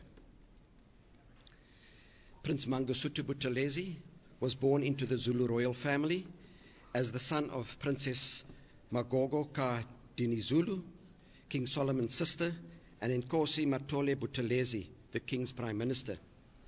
He was educated at Mpumalanga Primary School, Mahashini Nongoma, and then proceeded to Adams College, Amanzimtoti, where he matriculated in 1947. In his final year of study at Fort Hare in 1950, he took part in the student protests against the visit of the then Governor-General G. Brandt van Zyl, and as a result was rusticated from the university. When I drafted the original text, I wrote, based on the sources, that Dr. Buthelezzi was expelled, as most of the texts. But like the Reverend Dr. Kubule, I also bought the Sunday Times yesterday. I also read Dr. Buthelezzi's informative article, and Dr. Buthelezzi stated that he was rusticated from Fort Hare. So I'm erring on the side, of course, of safety here. Okay. Although his academic progress Though significantly inconvenienced, did not stagnate, as the University of Natal allowed him to attend lectures and to sit for the Fort Hare examinations. In this manner, Dr. Buthelezi completed the BA degree, and he attended the graduation ceremony in Alice in 1951, accompanied by his cousin King Cyprian. Well, in simple sums, that is 65 years ago. Okay. On the advice of Inkosi Albert Luthuli, Prince Buthelezi responded to the call of the Buthelezi clan and returned to Mahlabatini in 1953 to take up his hereditary position as Inkosi. In 1970, Dr. Buthelezi was elected by the KwaZulu Assembly as Chief Executive Officer of the Zulu Territorial Authority. In 1972, Dr. Buthelezi became the Chief Executive Councillor to the KwaZulu Legislative Assembly, and from 1976 to 1994 served as Chief Minister of KwaZulu. Prince Buthelezi founded Inkatha Yenkululeko Yesizwe in 1975 and campaigned for the release of Nelson Mandela and other political prisoners, as well as for an end to apartheid through negotiations. After the release of all political prisoners and the formation of the Convention for a Democratic South Africa, CODESA, Dr. Buthelezi represented the Inkatha Freedom Party in the negotiations for a democratic South Africa. After the first democratic elections in 1994, Dr. Buthelezi served as the Minister of Home Affairs for 2 terms. In 1998, when the late President Mandela was in Washington to receive a congressional order, Dr. Buthelezi served as acting president. In all, during the first 10 years of democracy, Dr. Buthelezi was appointed acting president no fewer than 22 times. Dr. Buthelezi continues to serve the people of South Africa as a member of parliament, as the traditional prime minister to the Zulu monarch and nation, and as the president of the IFP. Dr. Buthelezi has seamlessly assumed the role of a senior elder statesman in parliament. This was no more evident than in the course of 2015, especially this time last year, when there were repeated disruptions in parliamentary procedure.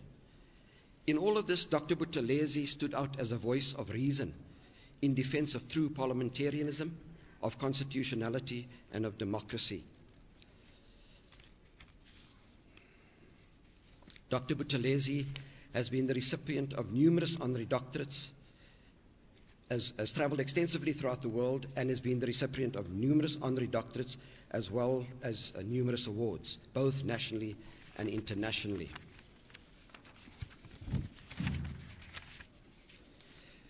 Prince Buthelezi is a believer in Christ and an advocate of freedom for all people. He is married to Princess Irene Tandekile Buthelezi, with whom he's had 8 children.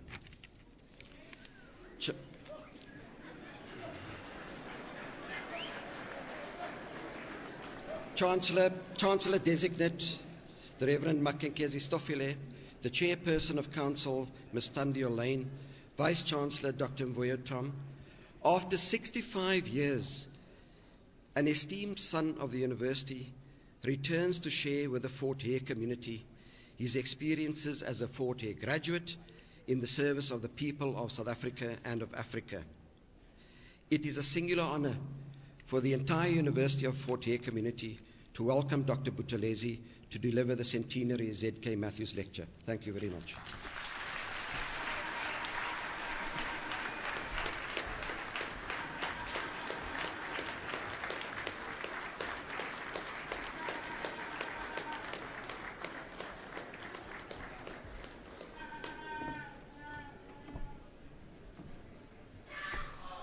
Thank you.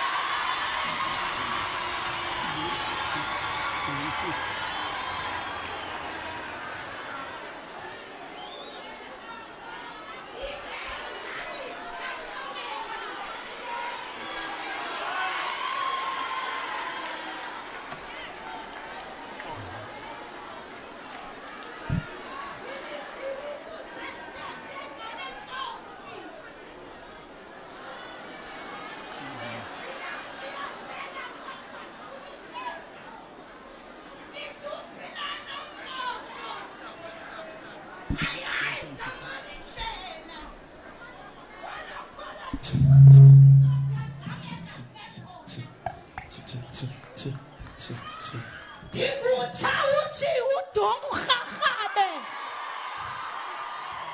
Hayi dikumuntu velelo.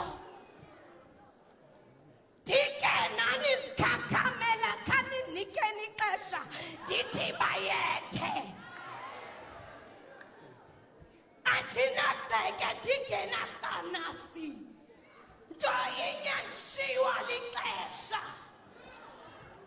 Nxa kunisihlonipheki zikanokolleji zithwalantu ezento kuthiwa yifotere. Ewe kaloku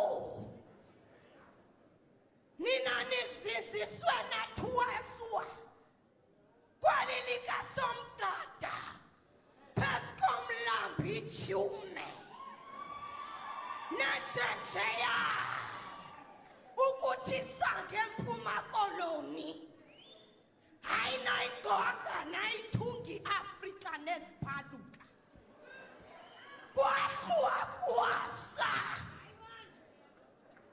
hayibo yaqhuqeka inkwethu emehlweni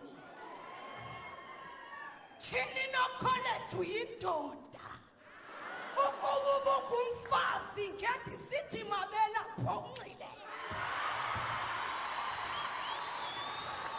ncanca sana lwam nabanye bancancile ewe kaloku bhiyoza lishume shumini ndimvile ukhona wezikhakhamela obakhe wathi makhutshwa ishumi lamawaka ingako likhulu akunjalo ithali hayi uba ndiyaxoka ewe ungandideleli ungandivuyeleli tatumvuyo tom usadlama amazimba ewe kaloku ndisancanca kwelinye ibele lakhe mna ndingumfundi ndingumntwana walapha eFortere hayi ndiphuma kwanokholeji sikhwele ndikhwelele khweleta unani na wena iyintoni nale nto kuthiwa ngumona mbiza yomona ivuthu ewe kaloku kuthibhongi yona yeyomthonyama akosuma ngosuthu buthelezi akosuma ngosuthu njengembongi ndiyanqenqeza kuba unkosana uzizifo ntuthuko yezwe buthelezi uthe mandanduluke ndithi owam utata xa ehleli nabantu bokuhlala uye athi uyabona ke xa nihleli nam kuzofana ingathi nihleli nethala lekhulu lencwadi iteketeke man lenyama khasikephulele enqatheni khawubaleka isiqwanga kuba sidingeki ndithetha nawe nkosi yam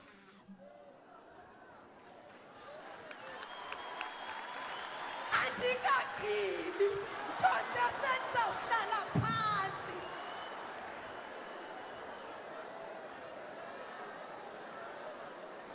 yaqothani inkanyamba likhula ngapha ingqolowa ngapha ziyekeni zikhule zozibini watsho unobhayibhile ndingalolu uqhoqhoqhoqho ndiqabuke phaqa kwakho madoda ukhulile unokholeji kunjalo nje ukhokhobile mfondini ndizadala kade bemkhwahlaza tapodala kade bemqongqotha kanti yeke wena qonga ndingowakho iyo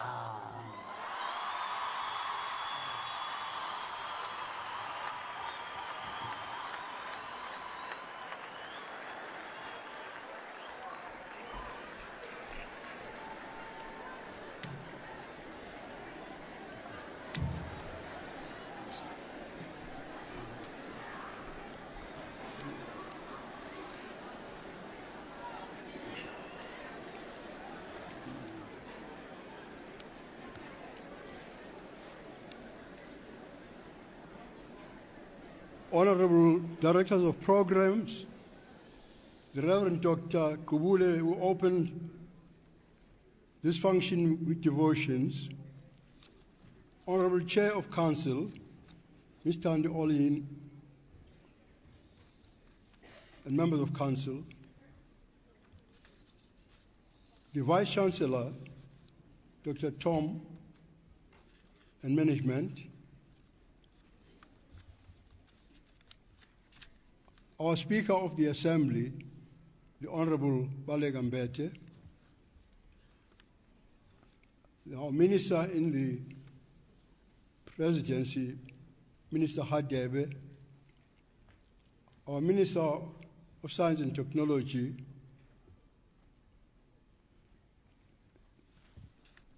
Naledi Pandor,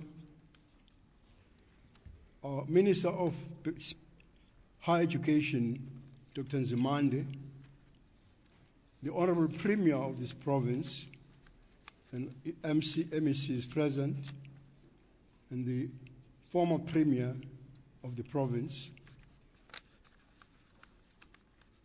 Her Majesty Queen Noloyiso, Noloyiso, wena wendlovu, ndaba zitha. The chairperson of the House of Traditional Leaders, Nkosi Matanzima, and other traditional leaders present, the Honorable Mayor, His Excellency Ambassador Makenkesi Stofile, the Matthews family, Vice Chancellors from other universities, other distinguished guests, fellow alumni, students, comrades all. Mkwati, Secretary General of the African National Congress. Kabazele, Treasurer General of the African National Congress. I forgot to address the chairperson of the African National Congress.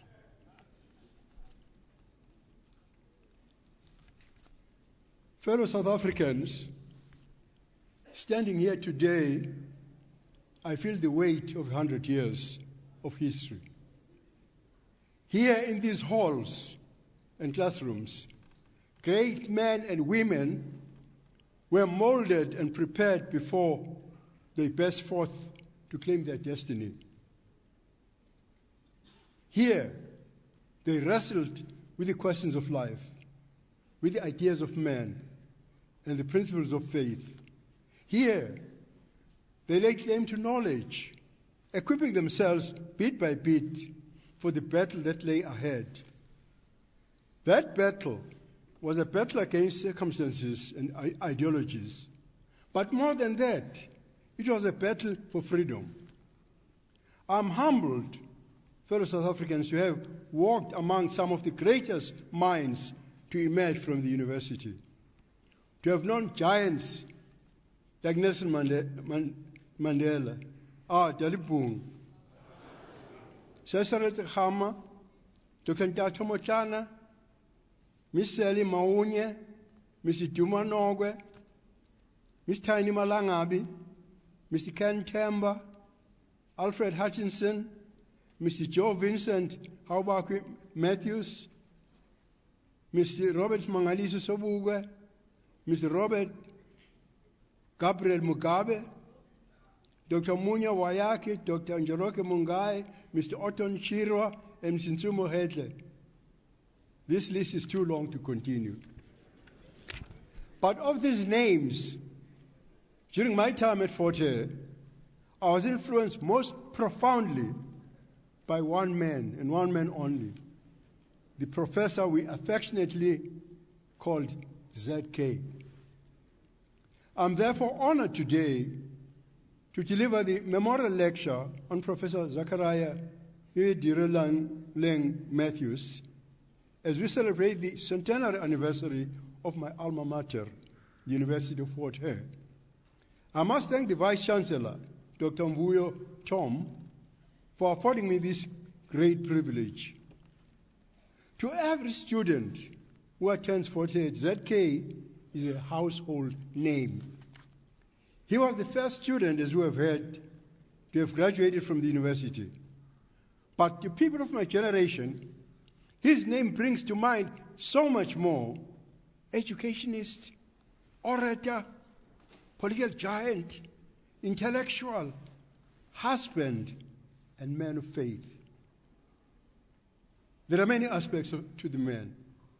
Before I venture on to give you an account of his life, let me tell you about the ZK that I knew. I entered Fort Hare in 1948, in the very year apartheid began. It was not surprising that our lecturers were filled with politics, and many of our black lecturers were politicians, including Mr. C.S. Ntogo Kaput, under whom I studied native law. Mr. Godfrey Piche, who chaired our Fort Hare branch of the ANC Youth League, and Professor Z.K. Matthews, under whom I studied Bantu administration, Roman Dutch law, and criminal law. Professor Matthews happened to be the father of my dearest friend and fellow student, Joe Matthews. Professor Matthews was an impressive figure, almost intimidating, I must say. However, he had a wonderful sense of humor, liberally offering many anecdotes to illustrate his point when he taught us. I remember, for instance, ladies and gentlemen, when he taught us about defamation, he regaled us with the tale of General Herzog, who was assaulted in the National Parliament in Cape Town, which prompted a Pietermaritzburg newspaper called The Witness to print the headline, "Served him right." General Herzog sued and was awarded damages for defamation. While remaining always the epitome of dignity, Professor Matthews didn't hide his disappointment or disapproval. I remember how he shook his head sadly as he reported that a conference of the Zuid-Afrikaanse Vrou Federatie had passed a resolution on the native problem. During one of our rag balls, we got to be aware of Professor Z.K. Matthews, got to be aware of our youthful exuberances. On such occasions, we wore all kinds of garments, odd ones, I must say. We jived to the music of the students' band, the Varsity Swing Stars. I remember that Duma Nogwe played the trombone. The professor seated there during that function, prim and proper, in black tie, was shaking his head ever so slightly at our antiques. On Monday morning, we attended his class of Roman Dutch law. He put some questions to us based on his last lecture, and we were blank. He then said, "Stop doing all these nonsensical things you do in this place." It was a reference, of our jiving at the rag ball. And he added, he said, "Jive on your books, says." And that says, of course, a reference to us, was extremely embarrassing for me, and I felt very small. My years at Fort Hare have a special place in my heart. I was naturally devastated when our political activities saw me rusticated in my final year. People don't understand the Queen's language. They say I was expelled from Fort Hare. No. I was rusticated. As the Youth League, we organized a boycott of the visit to Fort Hare by the then Governor General, Dr. G. Brand van Zyl. Professor Matthews was not able to attend during that visit. He attended the funeral. But before he left, he told his son Joe that he hoped that the family would be well represented. Upon his return, of course, he discovered that Joe had been part of the boycott. Poor Joe was summarily chased out of the house and had to spend a fretful night in the room of his cousin Peter Matthews at Peter Hall. Ultimately, the university, of course, felt that making an example of 3 students was enough. Unfortunately, I was one of them. My uncle, Dr. Pixley Isaga Seme, the founder of the ANC, wrote a letter to Professor Matthews seeking his assistance to ensure that I completed my studies. Dr. Edgar Brooks, the principal of Adams College, also intervened. And the authorities at Fort Hare University were finally persuaded to let me write my exams in Durban at the University of Natal. I was accepted into the non-European section of the university run by a gallant lady called Dr. Mabel Palmer. I must say my friend Joe Matthews expressed his camaraderie during that time, even copying me out notes for me from the lectures at Fort Hare after my expulsion. Joe went on to make his father proud anyway, and remained one of my lifelong friends. But let me now, ladies and gentlemen, turn from these reminiscences to expound on the remarkable life of Zachariah Quay Dereling Matthews. Z.K. Matthews was born into a time vastly different to the present.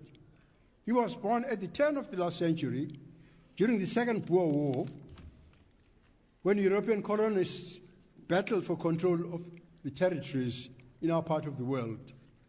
The Act of Union lay ahead and did the founding of the South African Native Congress, later ANC, the passing of the Native Lands Act, the beginning of apartheid, and first awarding of the Nobel Prize for an African. Both within South Africa and across the world, history would be filled with momentous events during his lifetime. As an adult, Z.K. understood that these events were demanding a fundamental change in the human experience. On this matter, I would like to quote him. He wrote, "While some changes are normal in every society, those that have taken place in the modern world in recent years can only be described as revolutionary. They have been rapid, widespread, and thoroughgoing. More changes have been packed into the last 50 years than have occurred in centuries in the past. They have affected the so-called Western world of Europe and North America, but perhaps even more drastically, Asia, Africa, Latin America, and the Middle East. They go to the root of every aspect of life. They call not for a minor tinkering with the social structure, the economic order, or the political system, but for a radical transformation of individual and group attitudes, ideas, and values. Not for a mere pouring of new wines into old bottles, but for a thorough rethinking and re-evaluation of the traditional in order to bring about the realignment of social, cultural, economic, and political life to achieve a new world order," unquote. Z.K. Matthews was part of that thorough rethinking and revaluation. His work brought change in perspectives and policies on matters as diverse as education throughout Africa and humanity's responsibility concerning refugees. He was a pioneer in many ways, challenging the established view that a black man born into an impoverished family at the turn of the last century could not possibly amount to much. However, there is no one better equipped, ladies and gentlemen, to tell a man's life story than the man himself. And let me therefore read the opening words of Z.K. Matthews' autobiography entitled "Freedom for My People." And I quote him. He said, "The first white man I ever saw was a location superintendent named Bird. He was mounted on a white horse and wore a white uniform with brass buttons down the center of the tunic, a white helmet capped over his red face, and a pistol in a holster that hung from his belt. From where I peered up at him through the wire fence around our small yard, he looked like a giant, a fearsome giant who came from the dangerous world beyond the location, bringing pain and panic with him to our family and to all people among whom we lived, unquote. With these beginnings, it is remarkable that ZK developed a firm belief in equality, the fundamental principle that all men are equal in the eyes of God, underscored everything he thought, everything he said, and everything he did. At his wake, because I attended his funeral in Botswana, at his wake in 1968, as France paid tribute to his character, achievements, and intellect, the representative of Fort Hare University, I think was Mr. Makanya, I don't remember well, but I thought he was a librarian. He recalled what ZK once said about race discrimination. Professor Matthews said he could tolerate discrimination between the educated and uneducated because the uneducated could at least be inspired by such discrimination to get some education. He could also tolerate some discrimination between clean people and dirty people because the dirty could ameliorate their situation with a piece of soap and water. But he abhorred racial discrimination on the basis of color, as no one could help being born the color he is.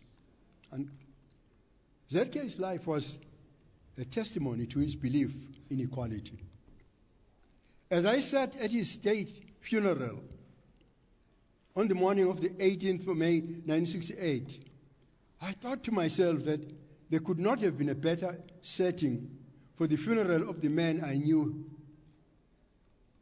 As I looked around Trinity Church in Gaborone, I saw members of the diplomatic corps representing various countries, European, African, and even Chinese.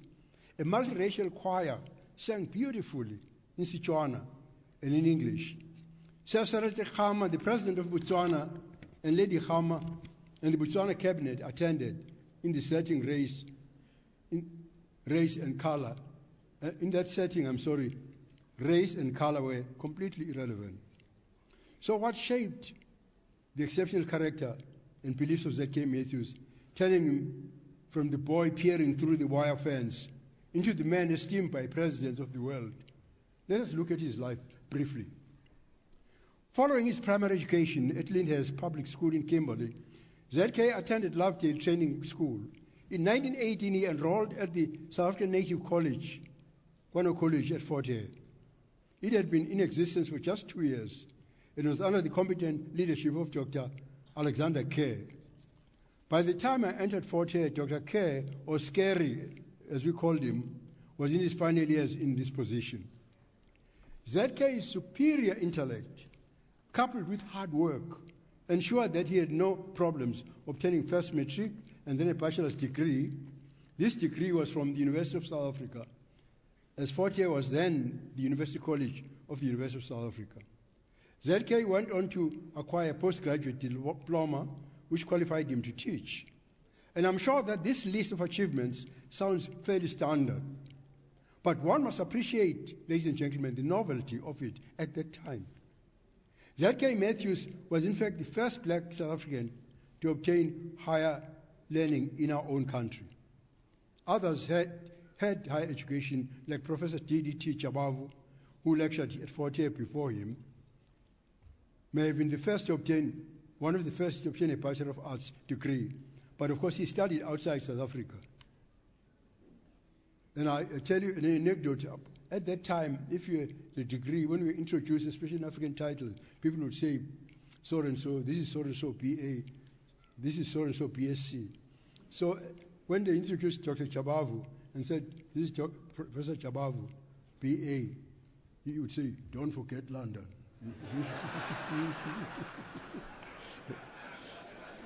So ZK was blazing a trail, in other words. Upon leaving Fort Hare, ZK was appointed to the secondary school at Adams College in Natal. Inkosi Albert Luthuli was also teaching there at the time. Here again, ZK broke ground because he was the first principal of a multiracial high school, and it placed him in leadership over a staff of all race groups. In everything, ZK followed his own convictions, including matters of the heart. When he fell in love with Miss Frida Bogwe, whom he had met at Fort Hare, he disregarded the Sotho-Nguni divide and proposed marriage. It proved a wise decision, for their marriage was a blessed partnership that lasted a lifetime. A year after their wedding, they celebrated the birth of their son, Joe Vincent Haubakwi Matthews. Mrs. Frida Matthews was a great match for ZK. She, in fact, became one of the first black women to earn a degree within South Africa. And I remember when she graduated, Dr. van Ryn, who was a deputy minister in Parliament in the South Cabinet, was then a chancellor of the University of South Africa. At that time, it was the policy of the government not to shake hands with black people. So members of the opposition taunted van Ryn after the graduation that he conferred a degree on a black woman. He said, "No, but I didn't touch her."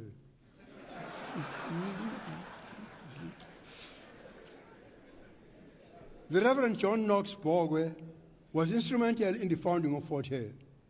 Having worked for years for Dr. James Stewart, Frida was remarkably accomplished and was well able to stand at her husband's side throughout his great career. Today, their legacy of achievement continues in their granddaughter. You have just seen it for yourselves, the Honorable Minister Naledi Pandor, with whom I've had the privilege of working in the National Assembly and in the Cabinet. Newly a father and working as principal of Adams, ZK continued studying on his own time. He was also active in the Natal African Teachers Union, NATU, together with Bishop Alpheus Zulu and Inkosi Albert Luthuli. ZK became the first president of that union. In 1930, he earned his bachelor degree in law from the University of South Africa. 3 years later, he received a scholarship for the University of Yale, and the Matthews family left for the United States. Within a year, ZK graduated Master of Arts, and the family moved again, this time to London. There at the London School of Economics, he studied social anthropology under the great Polish anthropologist, Professor Bronisław Malinowski. At that point, South Africa received a gift. We received a gift at that time that should not be overlooked. An academic of ZK's caliber could well have remained outside our country, but he returned home. And shortly thereafter, Dr. Alexander Kerr welcomed him back to Fort Hare, now as a lecturer in native law and social anthropology.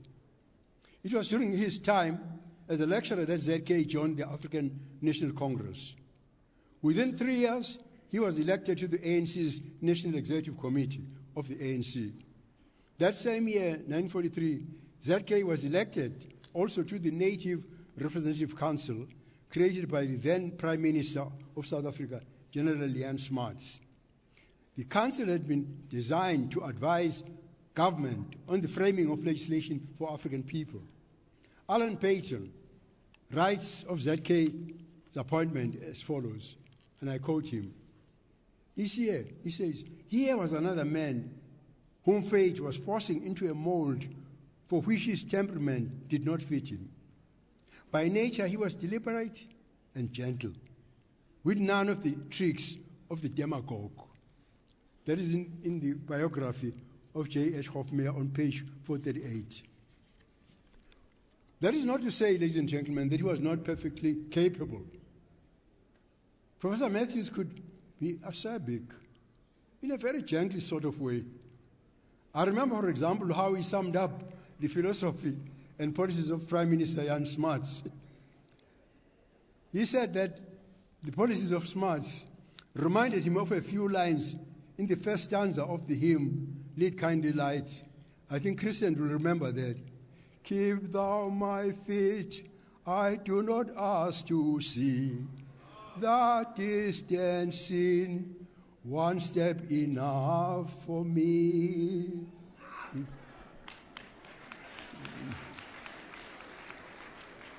Mr. Oliver Walker, in his book entitled "Kaffirs Are Lively," writes about the council as follows, quote, "The council was a lively body of men whose speeches on national issues made more sense than the hot air breathed in Cape Town's House of Assembly. There was Mussolini-domed Professor Z.K. Matthews, holder of several degrees from white universities, who was then on the staff of Fort Hare. He was suavest of debaters, an ideal chairman, and a rare pourer of oil on troubled waters, unquote. Now, this characteristic of ZK, this preference to reconcile opposing views rather than enforcing a rigid code of rules, was appreciated by his students. Often he would remind us, and I have never forgotten it, he always said, there are two sides to every issue, he would say. By the time I started at Fort Hare, he had been promoted to head of the Department of African Studies, taking over from retired Professor D.G. Jabavu. He was serving as vice principal of Fort Hare, in other words, second in command to Scary. During my second year of studies, he succeeded Reverend Canon James Galata as president of the Cape branch of the African National Congress, also a very dear friend of mine. I wish I could say that he received support as a member of the NRC, Native Representative Council. Instead, he experienced great opposition from many quarters. The council was having little influence on government, which frustrated Z.K. Matthews and other colleagues of his enormously. But he believed in changing the system from within and would not compromise his principles by giving in. He was certainly not doing it for the money. Most members of council received just a paltry £10.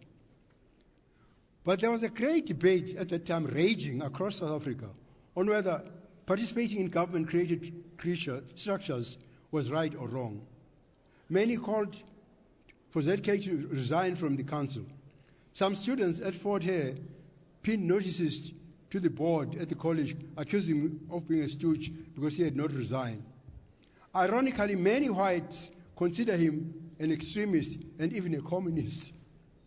But the actual communists resented him deeply for his participation on the council. There was a newspaper which circulated here at the university called The Torch, which was published by Trotskyites, supposedly edited by a certain Dr. Ben Keyes. On one occasion, I remember it reported on a meeting that had taken place in Port Elizabeth, which was addressed by the Reverend Skomolo, a chaplain of the ANC.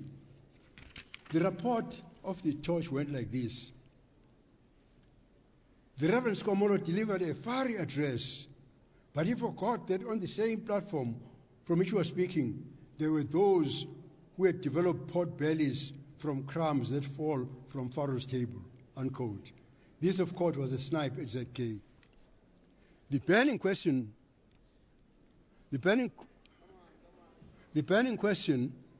among revolutionaries at the time has been perfectly framed by the late Professor Herbert Vulagazi, whom we laid to rest in Pretoria on Saturday. He expressed it during the 2013 Nelson Mandela Memorial Lecture as follows, and I quote from the lecture. He said, the most crucially important question was what should be the attitude of the liberation movement towards these structures and towards the individuals in leadership positions of these structures. Should revolutionaries boycott these structures? Should they send some of their people to work inside these structures? Should revolutionaries refuse to cooperate with these structures on specific issues? Should the individuals working within these structures be considered enemies of the struggle for liberation? Should these leaders be attacked the same way revolutionaries should attack the white oppressive state? Should the individuals leading these structures be identified as the same with these white oppressors? Should revolutionaries boycott reactionary institutions at the time? Are there times and conditions when revolutionaries shall be obligated to work within reactionary institutions, unquote? Well, no less a person than our hero,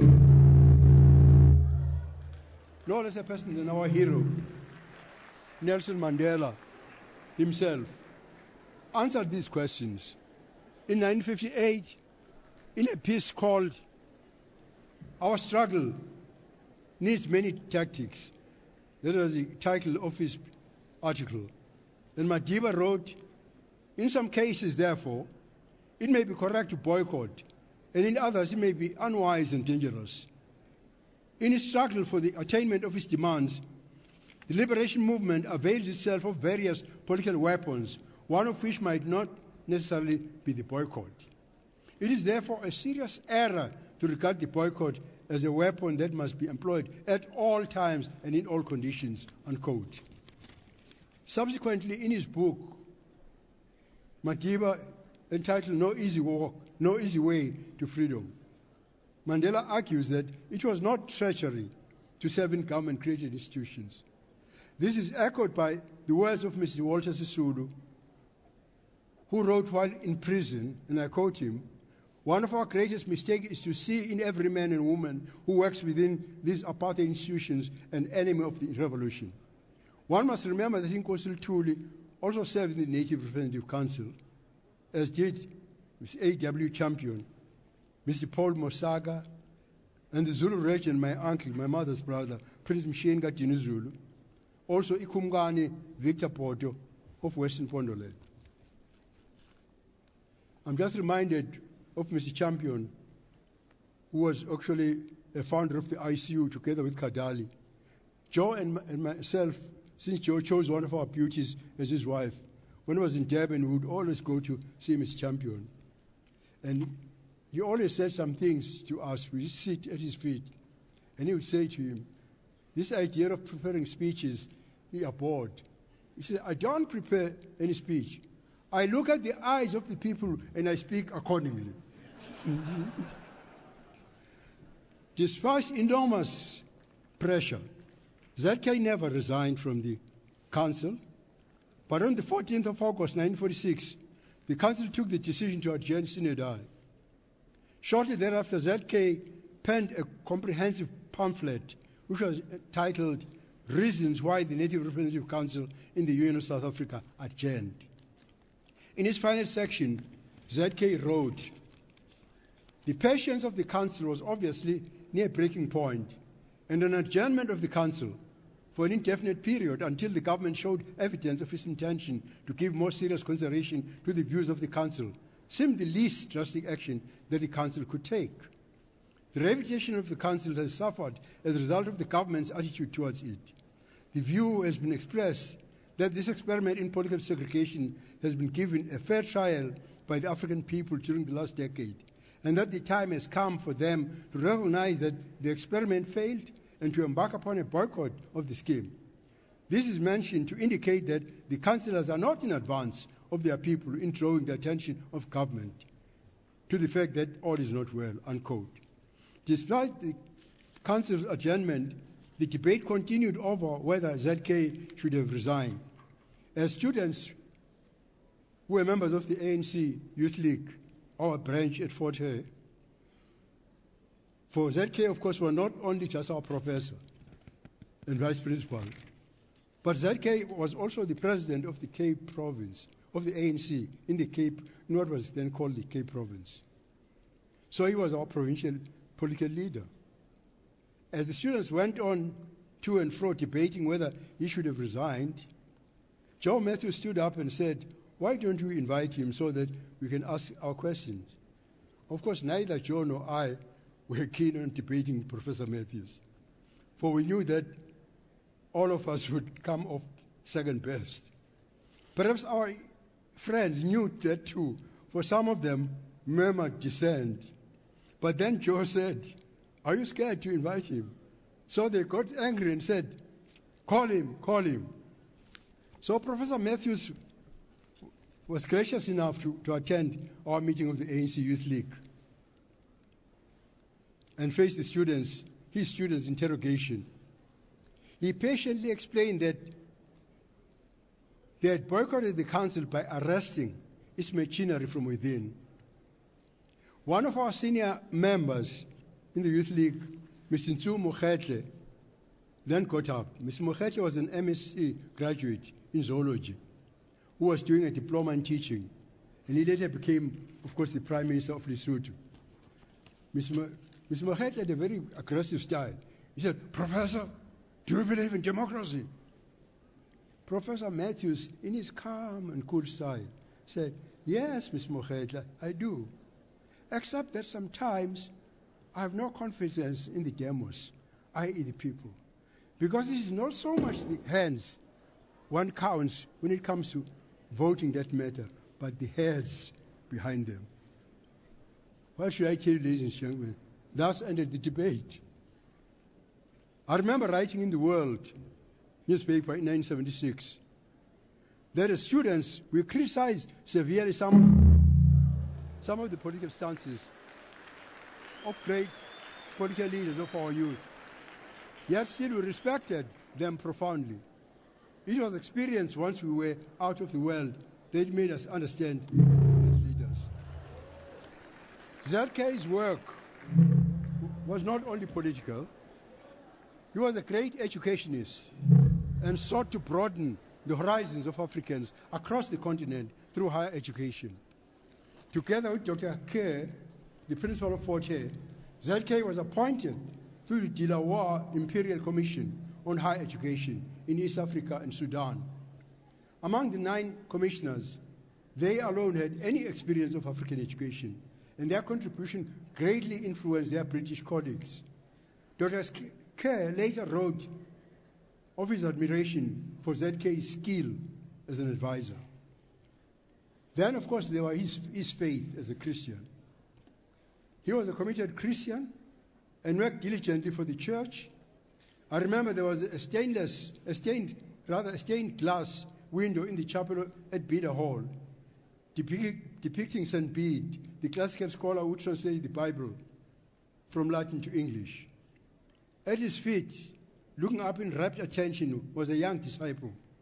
The artist had used Bishop William Edmund Smythe, the first warden of Beda Hall, as inspiration for the face of St. Bede.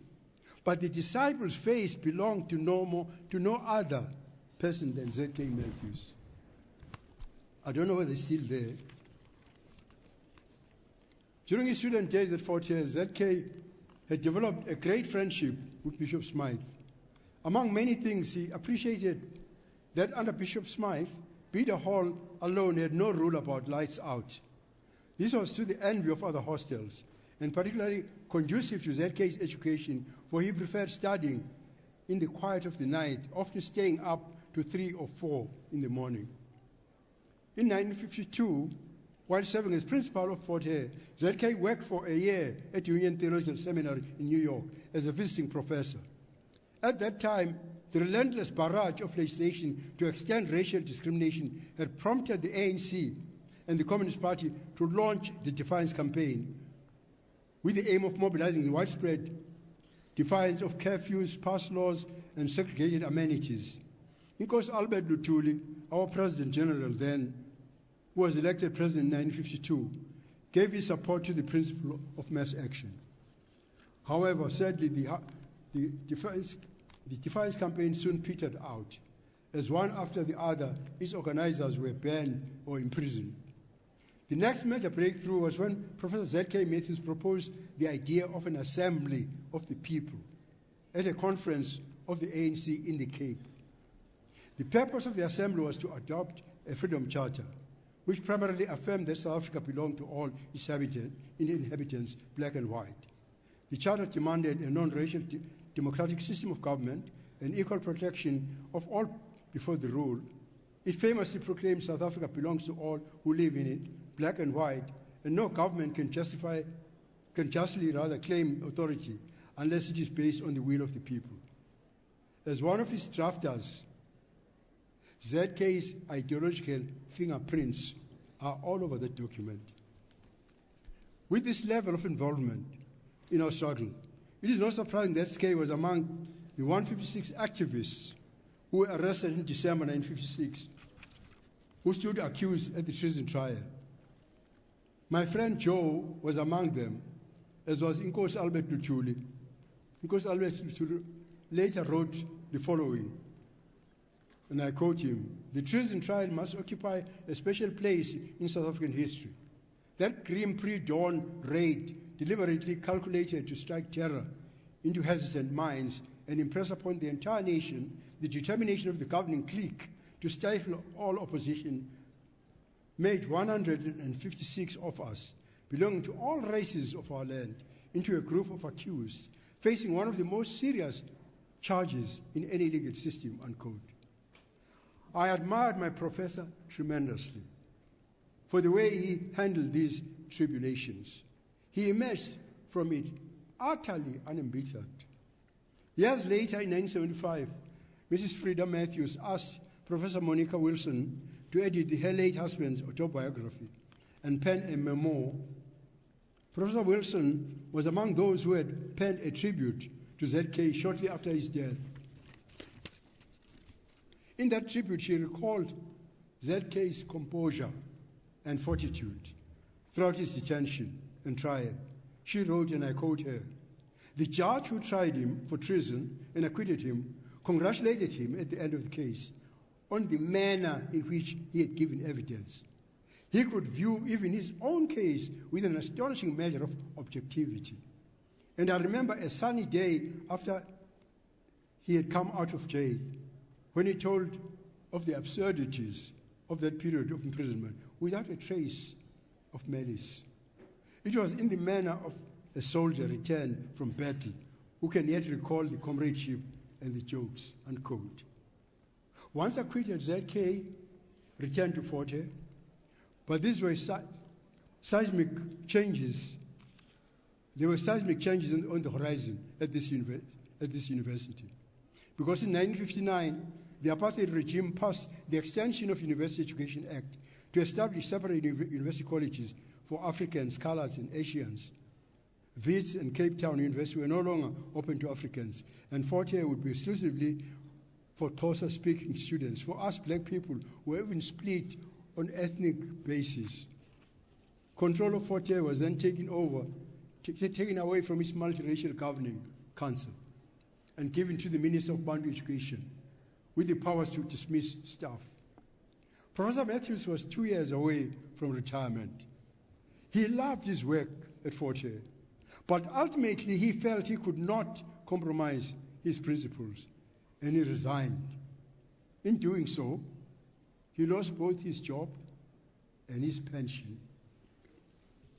For a while after that, he earned a living practicing as an attorney in Alice before taking up a position as secretary of the World Council of Churches in Geneva.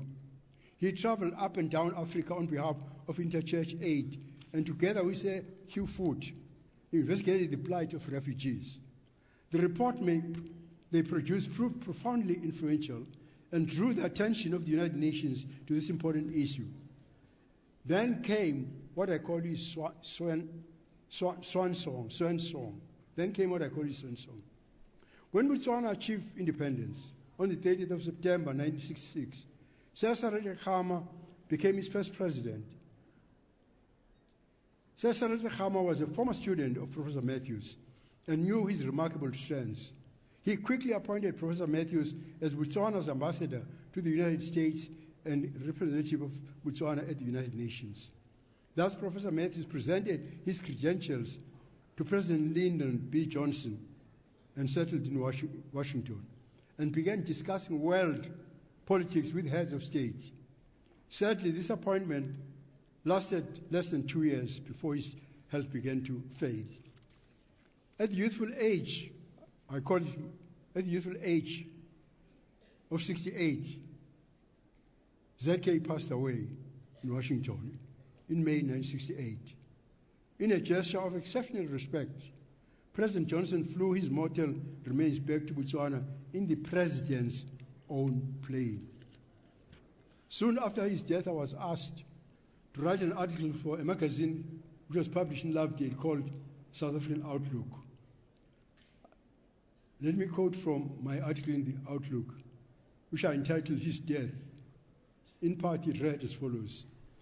I wrote, after the funeral service, one of the longest cottages I've ever seen wound its way to the outskirts of Gaborone, where the cemetery is. The rites at the graveside were performed by Bishop Skelton.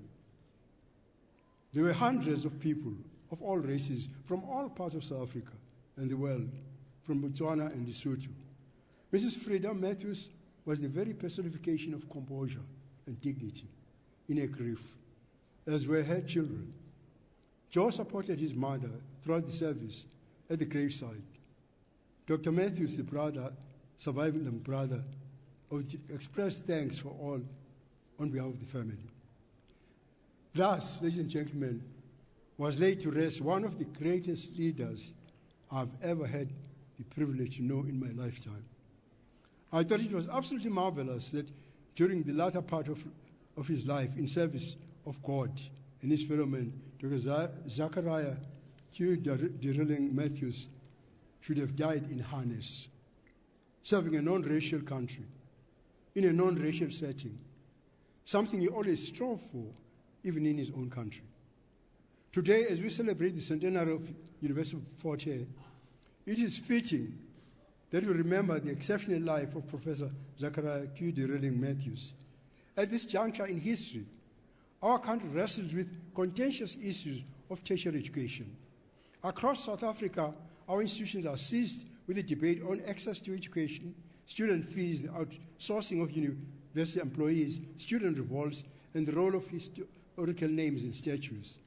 Politics is playing a heavy role in the direction of this debate.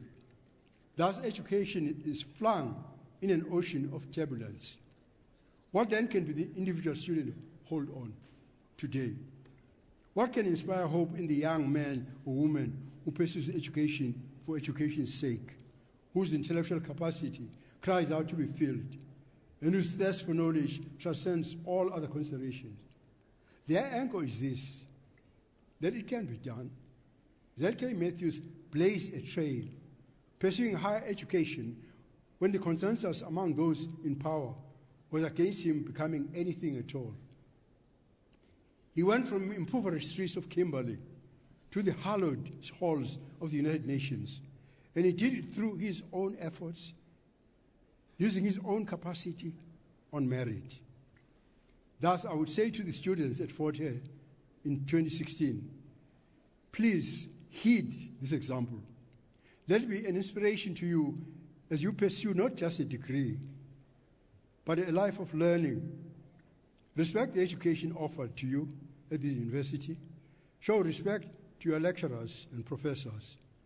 A university education is the beginning of your destiny. How you achieve it will forever speak of your own character. This, in my view, is the legacy of Z.K. Matthews. I cannot help but wonder how a leader of his caliber would view the present stage of the party that he served and the country he loved. How would he have felt about Polokwane and Mangaung? What would his reaction have been to the depth of corruption that pervades our democratic government at all levels, with the hardships we face in South Africa, from a failing economy to drought, unemployment, and increasing social unrest? The danger of an implosion is ever present, and the threat of demagoguery is upon us. Those of us who love our country are tempted to abandon hope, but ZK would undoubtedly have reacted by calling for calm and urging us to maintain hope. In the darkest hour, I'm always reminded of a favorite quote from my late friend, Sir Lawrence van der Post. He loved to quote Robert Louis Stevenson when I talked with him, who wrote, "It is better to travel in hope than to arrive."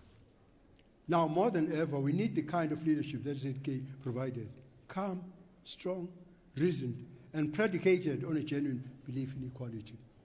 The present challenges demand that we be more cerebral than emotional. I see our speaker is here. You remember that they described the parliament during the past, that there was a lot of hot air. I'm not sure whether ours is actually hot air today. I'm reminded also of my professor of history here at Fort Hare, Professor Chapman, who, when he was teaching us about feudalism, he would at the end, feudalism was confusion roughly organized. We need a measured intellect of a Z.K. Matthews. For the sake of South Africa, I pray that God will provide. I thank you. Inkosi sikelele Africa.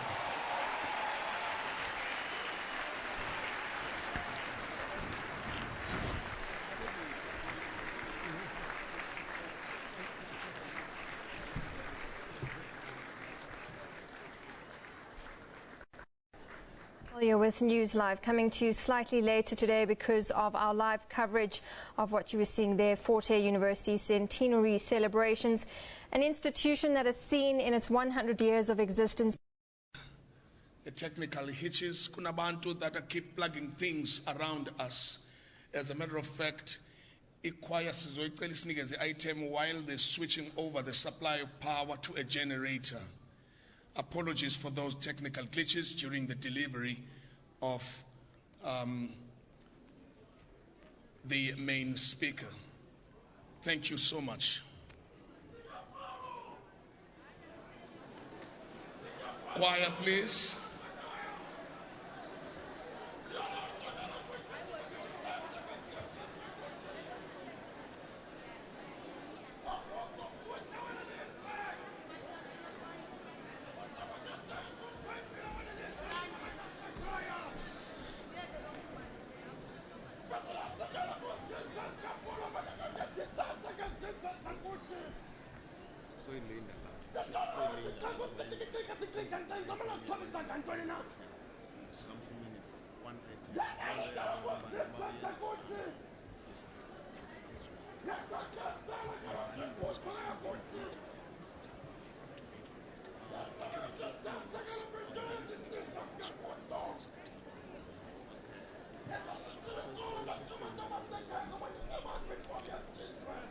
So we'll be fine with that one item.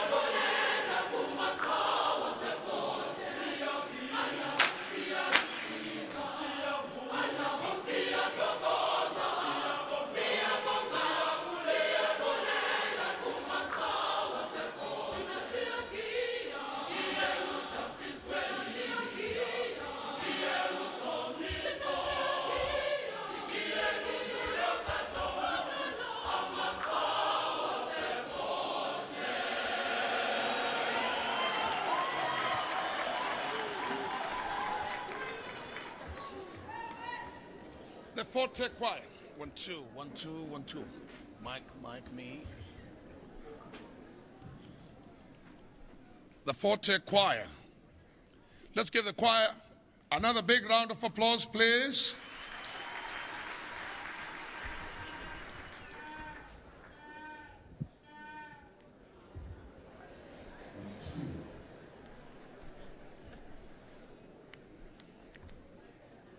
Thank you. And now, ladies and gentlemen, we continue. We have very few items in this section. Let me find out, we're still having a good time here?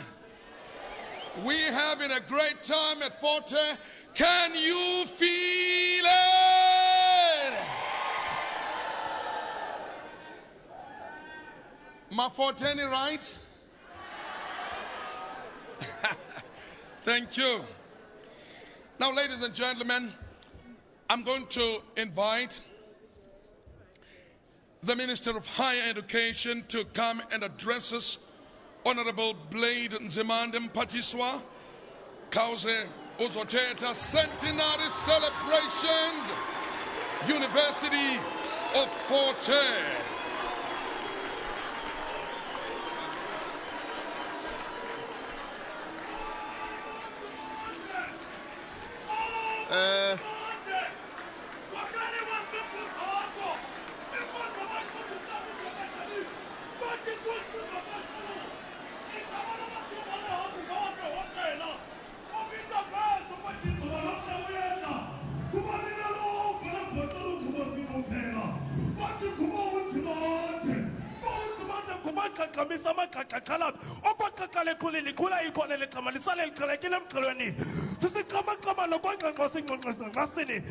namhlanje imfama siyabona isikwala siyahamba abaneqankqaba yaphiliswa yoloo nto ndiva ndisithi mandithi ntsothololo.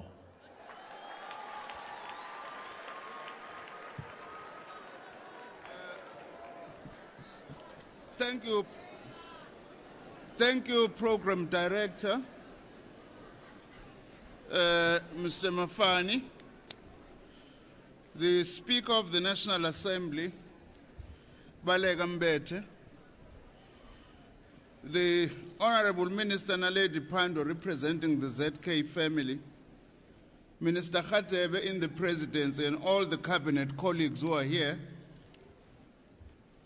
Secretary General and the Treasurer General of the ANC, Comrade Gwede and Comrade Zweli, Honorable Inkosi Mangosuthu Buthelezi, Premier of the Province and the MECs,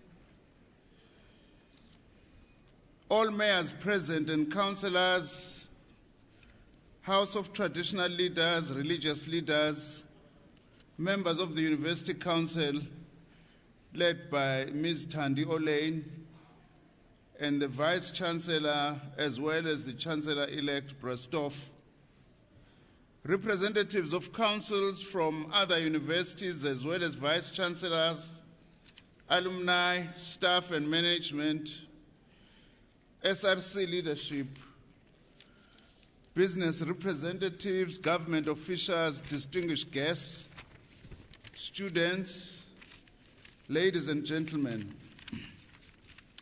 it is a great honor for me to be part of this special centenary celebration of the University of Forte, and especially to speak following the memorial lecture for the late ZK Matthews delivered by Inkosi Buthelezi. This is a short message I'm giving on behalf of our department and government. The birth of the South African Native College, the forerunner of the University of Forte, was of course not out of context with what was happening in South Africa at the time. Some of these developments have been eloquently articulated by the Premier, which includes the fact that a Union of South Africa for Whites was established in 1910, as well as the establishment of the African National Congress, the founding 4 years before Fort Hare, as well as the raft of other discriminatory laws that were passed at the time.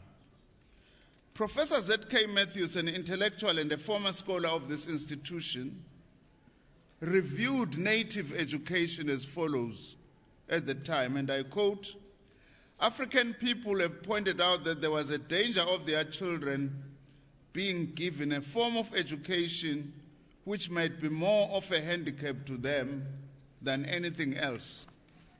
They have demanded for their children an education which takes due account of the fact that they are living in the modern world, in an environment which includes both Western and African elements linked together indissolubly." Unquote. This appeared in the South African Outlook of September 1946.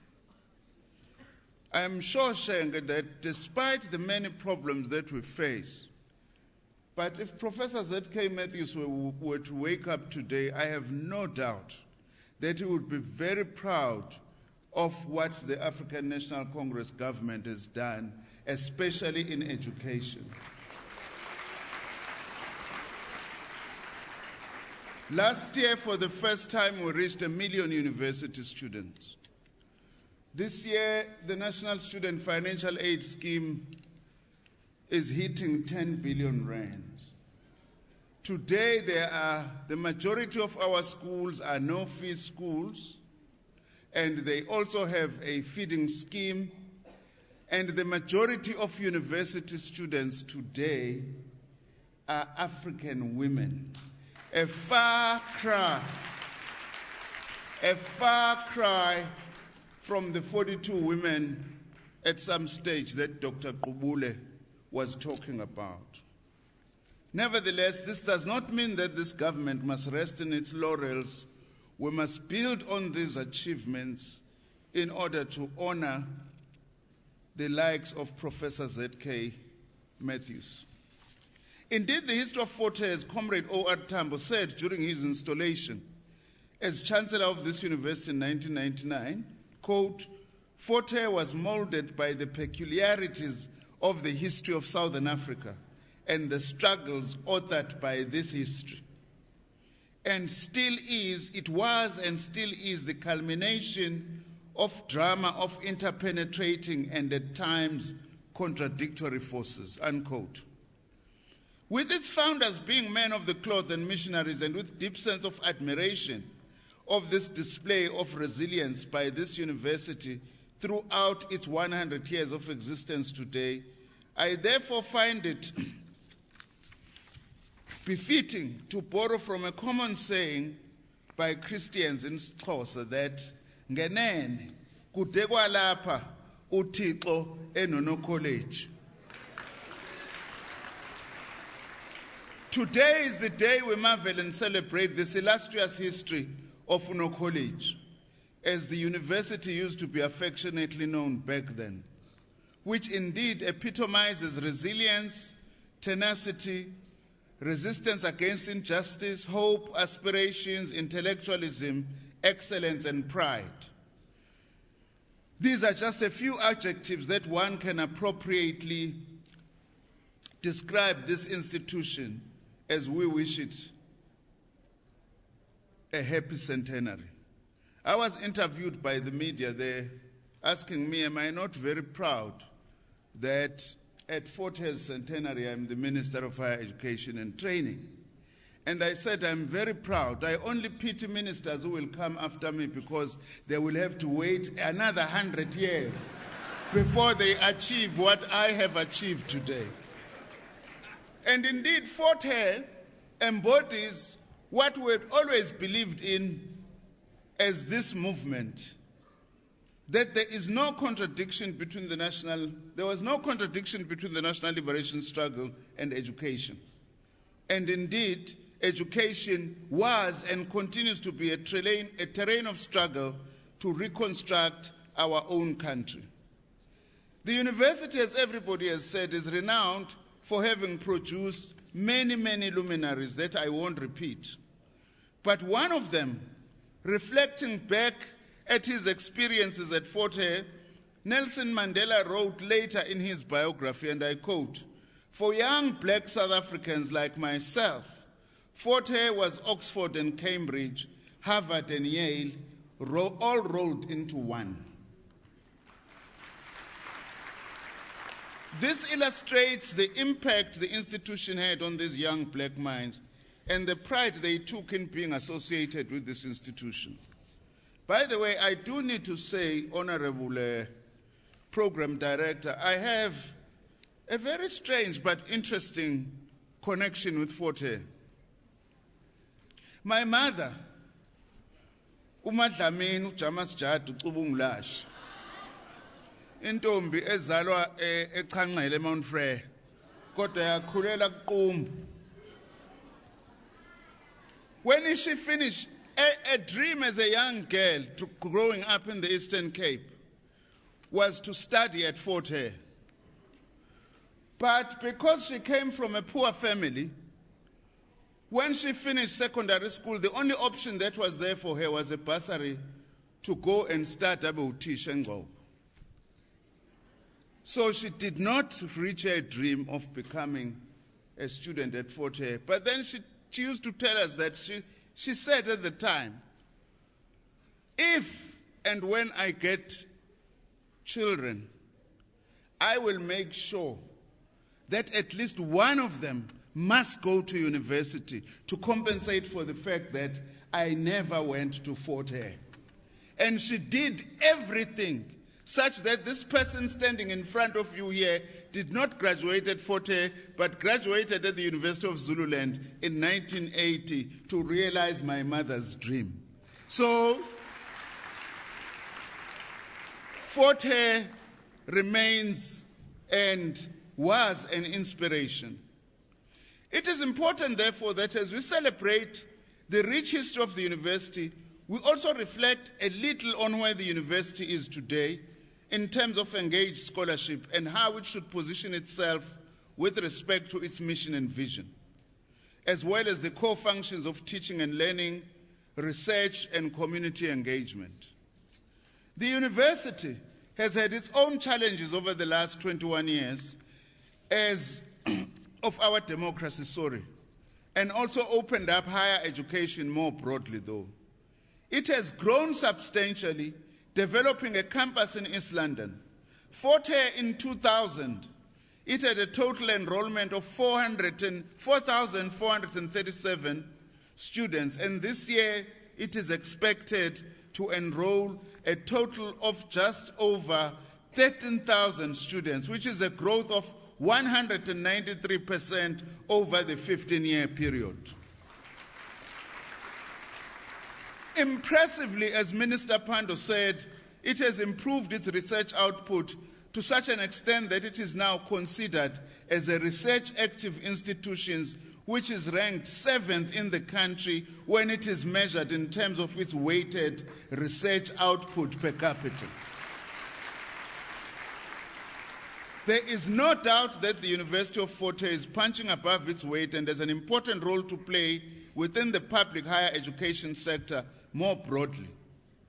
My ministry and department has over the past few years strongly advocated for a diversified, differentiated, and yet integrated post-school system where institutions are able to identify their niche areas and develop special capacity in these. There is no use in all our universities trying to do the same thing when the demands for social development are diverse. My department continues to provide additional support to universities that were disadvantaged under the apartheid regime. Although Fort Hare has a long, illustrious history, there is no doubt that it suffered setbacks when it was incorporated into being part of Bantustan. We set aside a special fund to address challenges that still prevail as a result of the apartheid legacy and to enable the so-called historically disadvantaged institutions to develop to the desired level that defines university scholarship and academic excellence. The University of Fort Hare is one of the 8 contact universities identified in the Ministerial Committee report of the review of the funding of universities in October 2013 that should benefit from a new grant which we have set up to assist these universities to raise the bar, to raise the quality. So it will be Fort Hare together with universities of Limpopo, Venda, Walter Sisulu, Western Cape, Zululand, Mangosuthu University of Technology, and Sfako Makhato Health Sciences universities.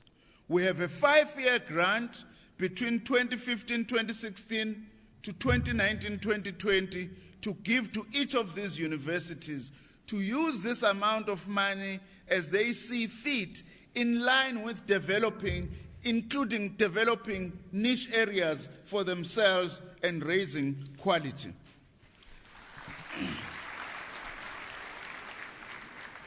I trust that the University of Fort Hare will take full advantage of these special allocations as it continues to seek to advance scholarly knowledge that is socially and ethically relevant to the South African and African context.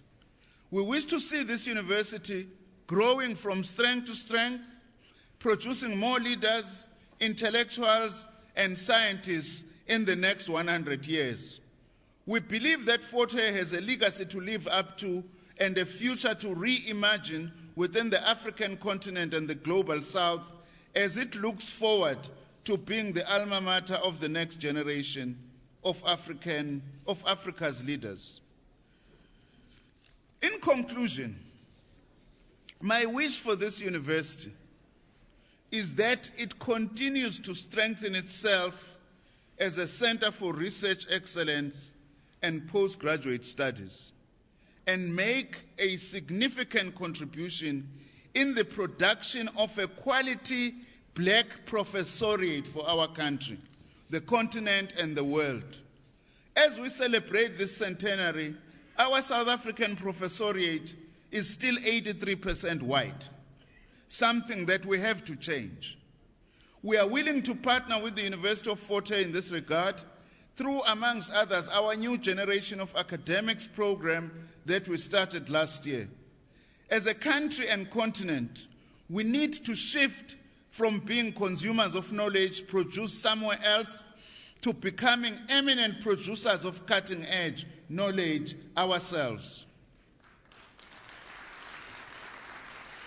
It must also be within this context, Dr. Tom, maybe, that University of Fort Hare must consciously seek to reposition itself as a leading institution in terms of curriculum transformation aimed at producing graduates who grasp the developmental challenges facing our country. As Fort Hare has led in many respects, we are also asking Fort Hare to lead in this respect, including curriculum transformation. We want Fort Hare, like we would like all our universities, but in particular Fort Hare, to be a place of ideas, of great debates. I'm worried in South Africa in the social sciences, there is still too much predominance of one idea of neoliberalism. My own wish as a minister and the SG, I'm unapologetic about this. You can't have a university with a singular dominant trend of thought. There must be many, many ideas that are expressed, including the teaching of Marxism at Fort Hare.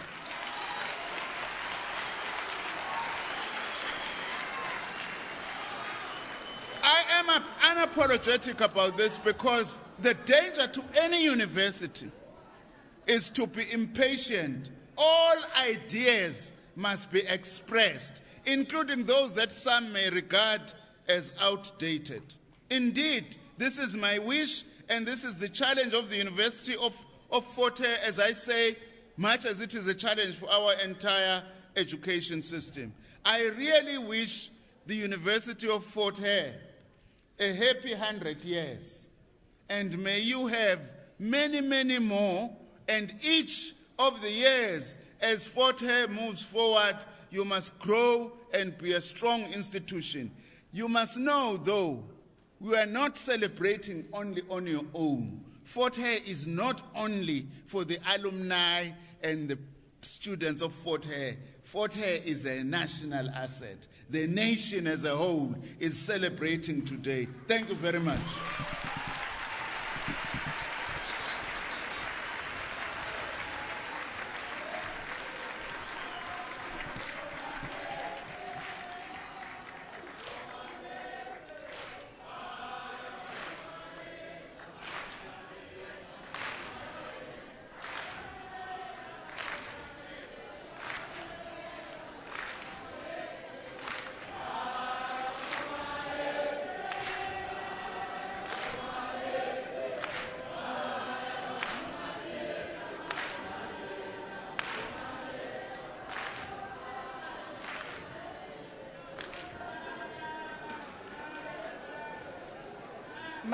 Masibambe ngazo zozibini kuMinister wezemfundo uDr Blade Nzimande sithi mphephethwa ngwekazi utsho kwavokotheka.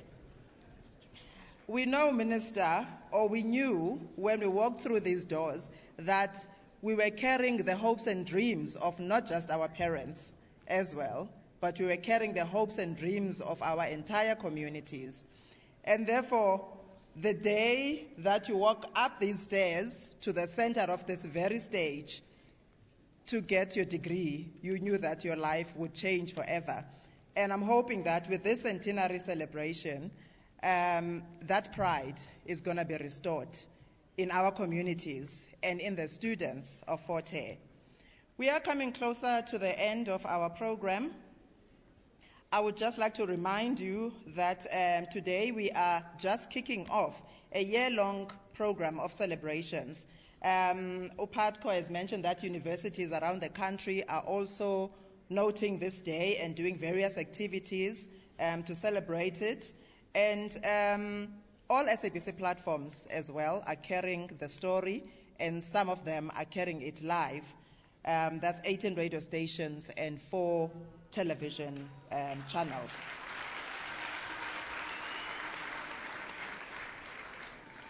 I am looking forward to the women's cricket match. I've been told that the West Indies women's cricket team is going to be playing against Fort Hare women's cricket team. When I was at Fort Hare, there was no women's cricket. I'm looking forward to that at the end of the month. Ngoku sifika kuvuthondaba. It is a birthday celebration. Sizawubiza chairperson of the council, uMamuthandi Orlane, uVC, Institution Forum, IF, Inahau, SRC, a representative of SRC, representative of Student Parliament, sizosika cake. Uchawe, nguye ke phakathi kwethu sobabini onelizwe elimnandi. Uthe uzawusilidisha ngo-happy birthday.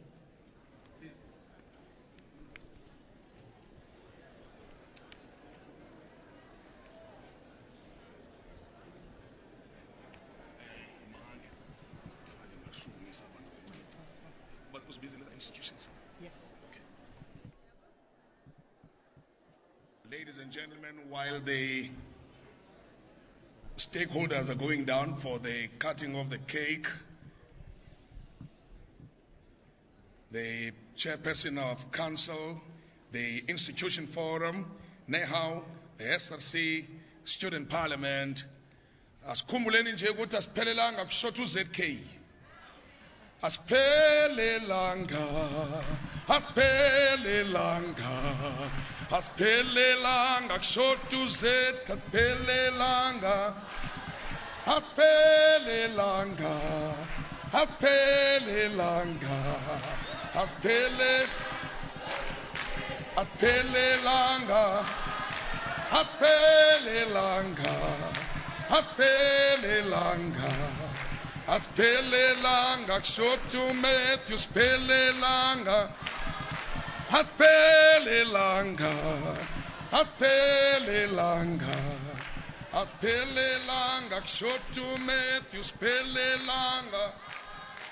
Apelelanga, apelelanga. Hani yizele bo mama, hi bo.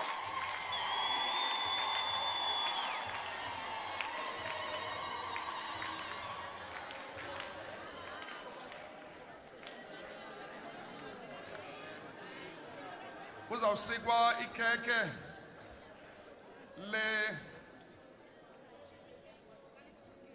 le 100 years.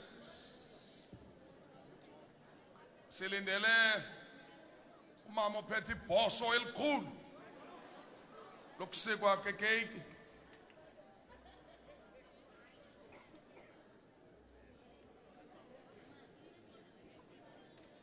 Lo mzuzu beseza nayo ikhwaya mayikiniphe isitibile esimnandi noba ngabe ingathatha la asiphelelanga mayinike isitibile esimnandi.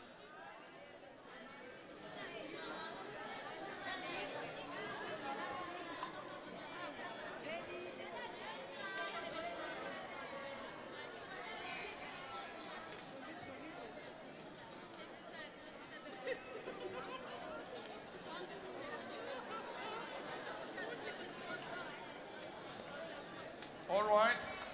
In the meantime, I'm going to request a institution forum representative yayo. And the stakeholders, ladies and gentlemen, have a minute to deliver a very brief message of support. And we're going to ask them to do that while we wait over there. Let me also have a representative Yanehau to come. Let me have a representative of the SRC to come. Let me also have a representative of the Student Parliament to come over for the delivery of the birthday message.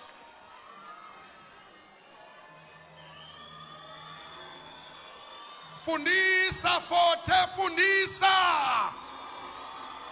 Fundisa forte, fundisa. Qeqesha forte, qeqesha. Kulisa forte, kulisa. Long live forte, long live.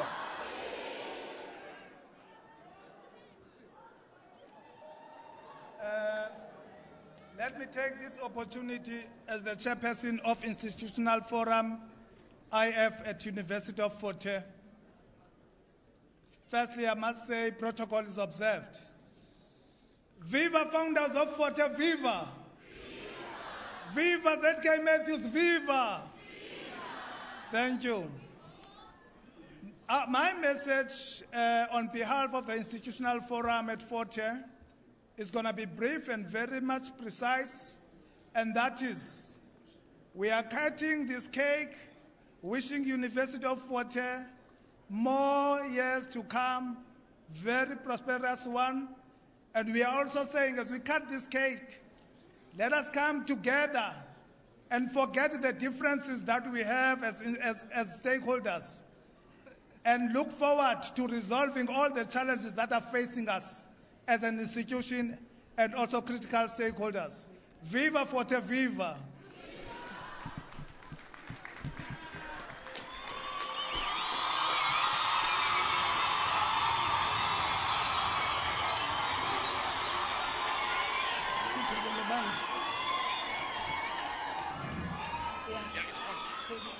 Thank you very much, Chairperson of the session.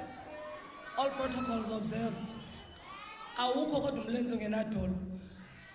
want to greet each and every SRC leader that is in the House, more especially the first female president of the SRC, Kautibang Born. This was the first female president ever at the University of Fort Hare, being a female. Without wasting time, because I had prepared a few pages to speak, but to my surprise, I was given 1 minute. I would like to say on behalf of each and every student of Fort Hare, happy birthday to our institution. What we must not forget is that as you are growing older, there are things that you keep, not because you've got a choice, but you are born with. That to us is our history. But again, there are things that you just realize when you are growing up, which is the present and the current future that we are preparing for ourselves as students, and the history that we are collecting for ourselves. May the university see many more years, and may we enjoy these festivities for the whole year. Thank you very much.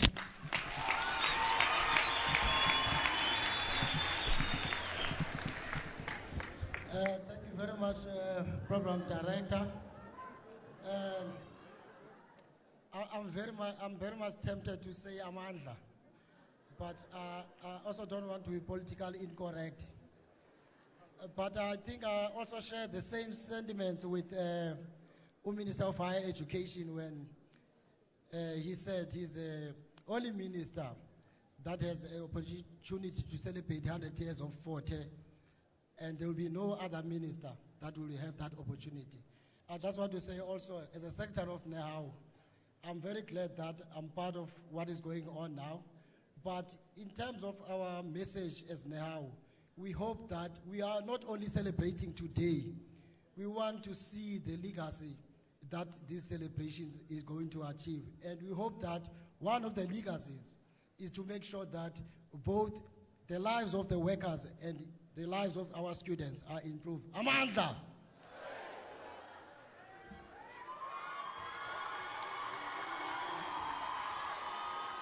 Mandla, awethu, amandla, khula no college khula, qina no college qina.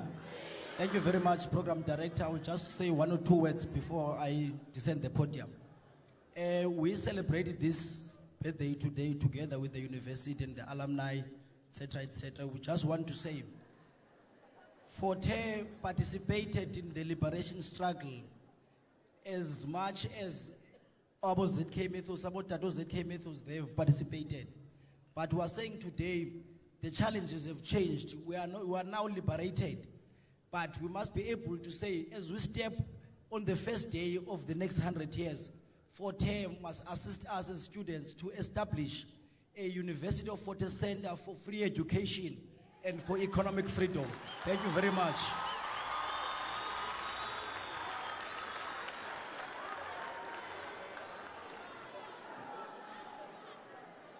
Ladies and gentlemen, the stakeholders have given their messages. Let's give the photographers an opportunity to be ready for this picture. I would advise that we get ready.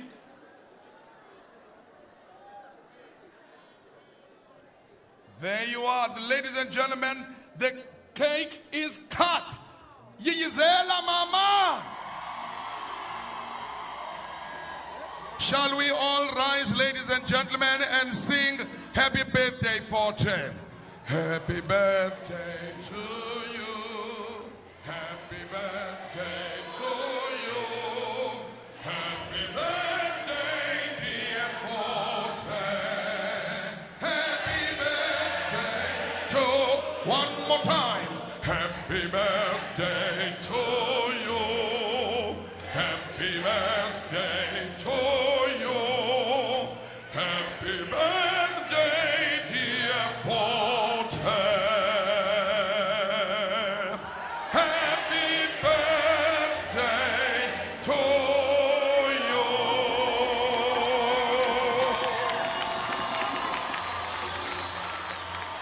Hip hip. Hip hip.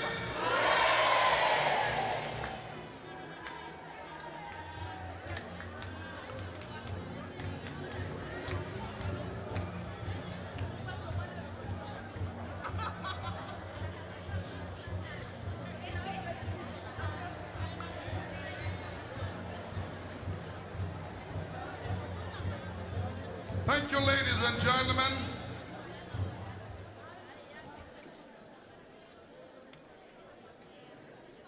Are there any alumni of Forte today that are wearing the popular, most famous, internationally acclaimed Forte blazer?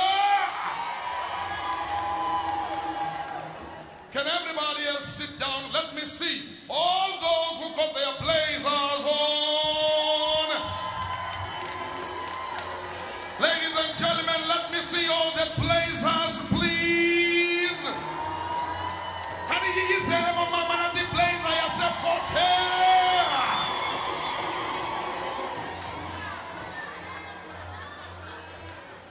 Thank you.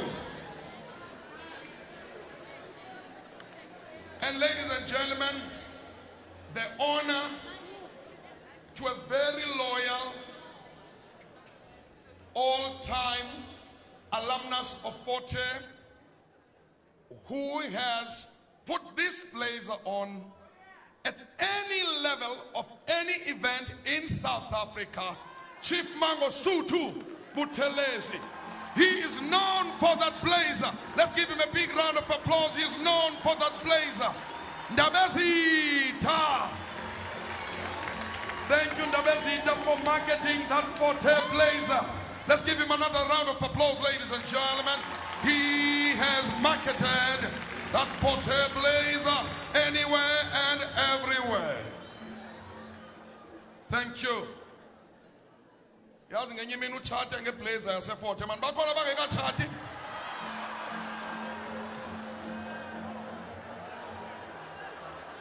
Hayi sukuhleka.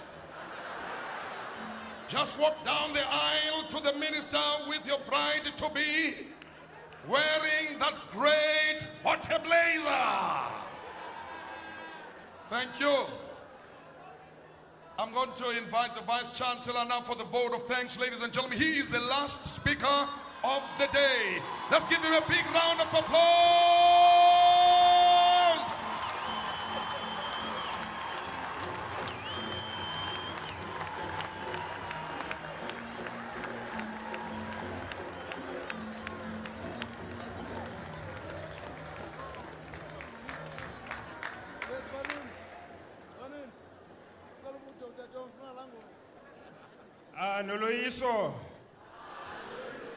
Noloyiso.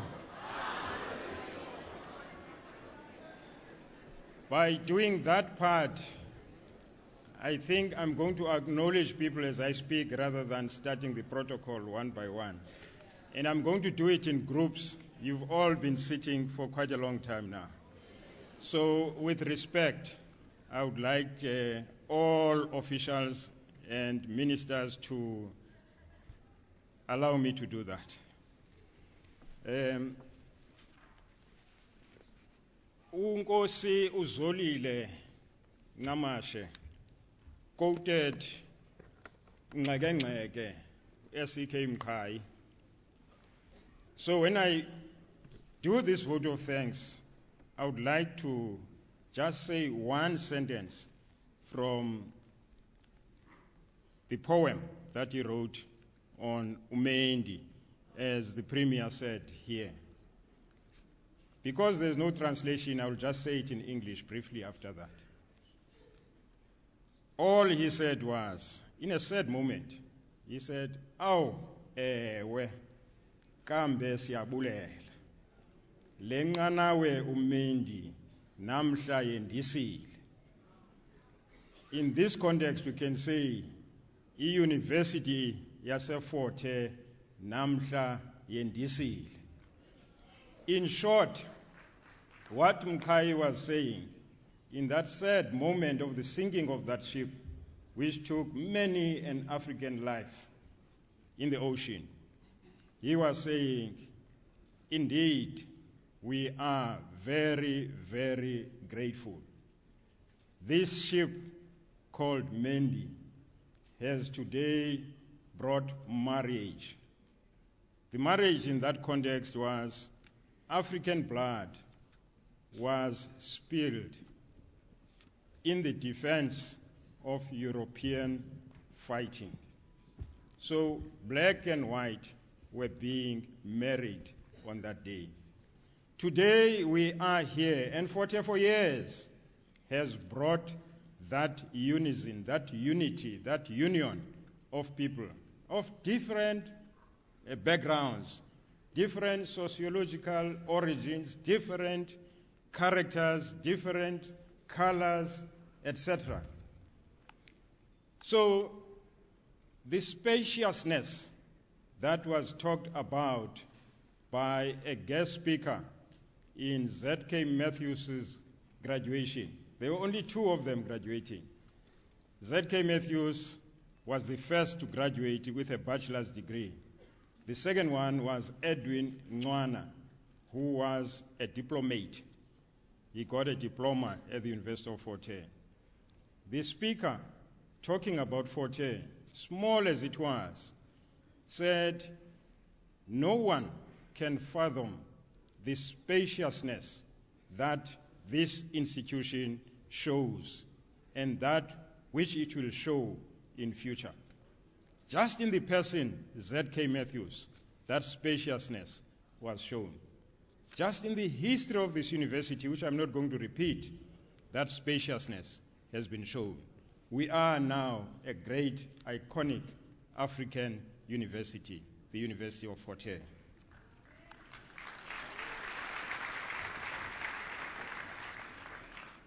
One of the things that I always marvel about in the University of Fort Hare, from its founding and its birth, it was born during the time of war, right in the middle of the First World War. 1916, the war was waged between 1914 and 1918, and there was a university springing here. And its birth was first delayed by the South African War, because it could have been born at the end of the 19th century. In the 1890s, Fort Hare could have been born then.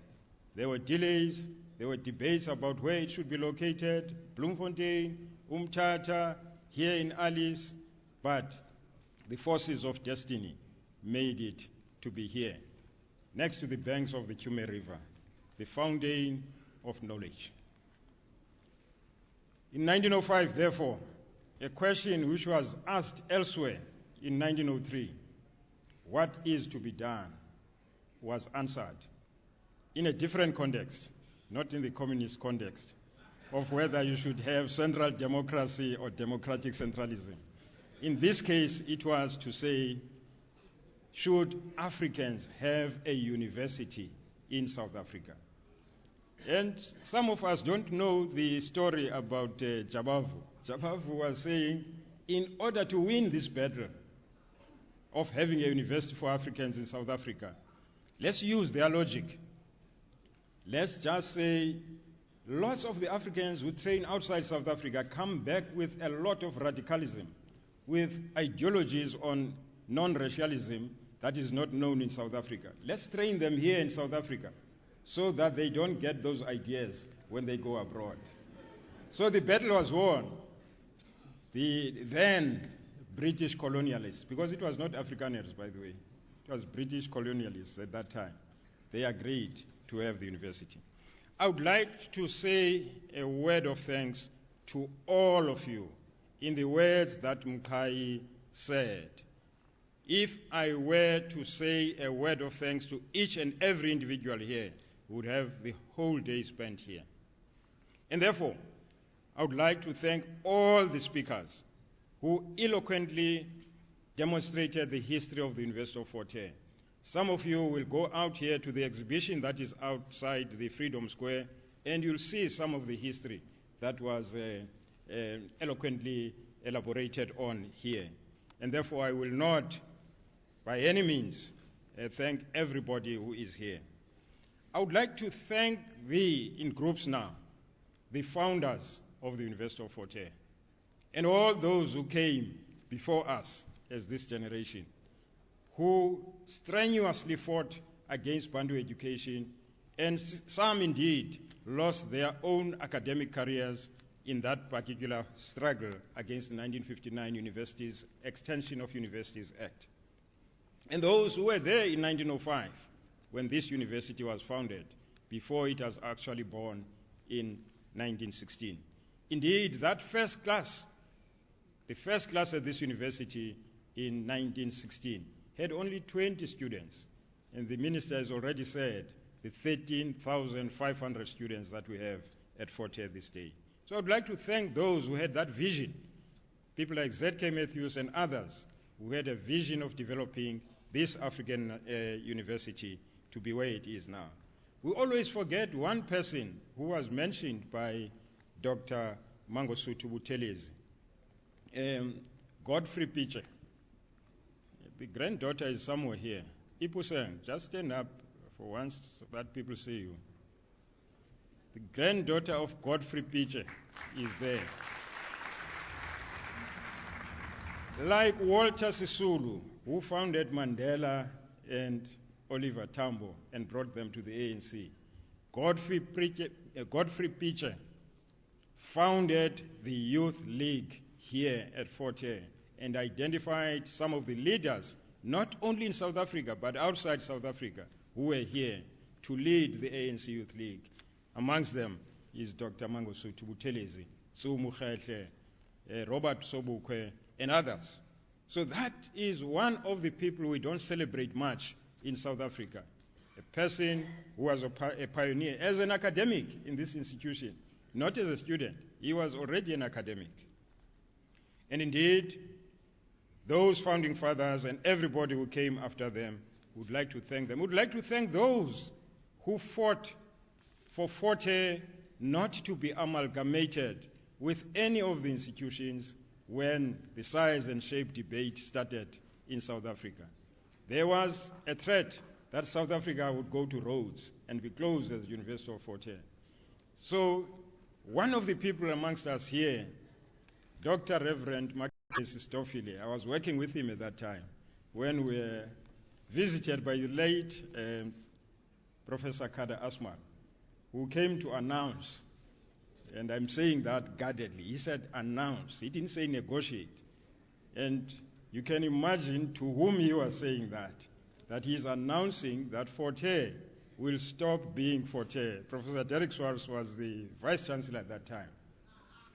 And Premier Makengesi Stofile looked at him and said, Professor Asmal, do you know what you mean by saying such a thing? The rest is history. I won't go into it.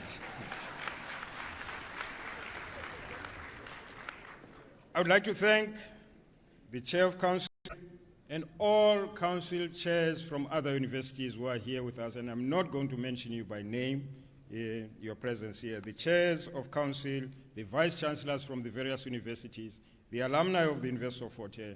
I would like to just say there are three who are here today from the 1940s to the 1949 category. Their senior is Mr. Mdam Da, seated there. He was at Fort Hare from 1941 to 1943. Next in the list is Dr. van der Linde, seated right there at the end of the first row. May I ask you to stand up, Dr. van der Linde?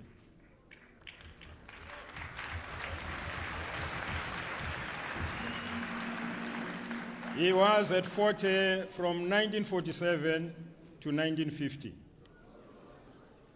And of course, our guest speaker today, he already told you he was here from 1948 to 1950. We are still going to bring one of those decade luminaries and eminent alumni of Fort Hare in May. And I want to venture this particular date. It's a tentative date. Oh, I'm warned not to. But to just say in May, there's going to be another great meeting and ceremony at the University of Fort Hare. And one of those alumni, none other than President Robert Mugabe, will be invited to that particular ceremony. As I said to other people, this is just umcimandlu. The real mkiti will still come. A big celebration will still come. I'll talk to you about that later on. Then I would like to thank all of the alumni who contributed to making this gathering a success. We are going to bring them and celebrate with them month by month until September. I've mentioned the 40 to 49 group. 50 to 59, anybody around? I didn't see anybody between 50 and 59. Oh, there's one. You have to regroup as the alumni of Fort Hare belonging to that decade for the next month, the month of March. Oh, by the way, Reverend Dr. Gubule belongs to that category. 50 to 54, he was here at 14. So there are two of you, one woman and one man. So each one of you bring more women and bring more men for next month. Then can I ask the 60 to 69 to just raise their hands? Angu Chase. I can't see the face there. 60 to 69, there should be many of you. There's Professor Mfenyana, one of the vice chancellors, Vice Chancellor of Walter Sisulu. In March, no, in April, your group will be assembling here. We'll give you the date. The big group, 70 to 79. Amandla! 70 to 79, big group. I got my cultural shock here at Forte in 73, by the way. I was not used to women leading a strike.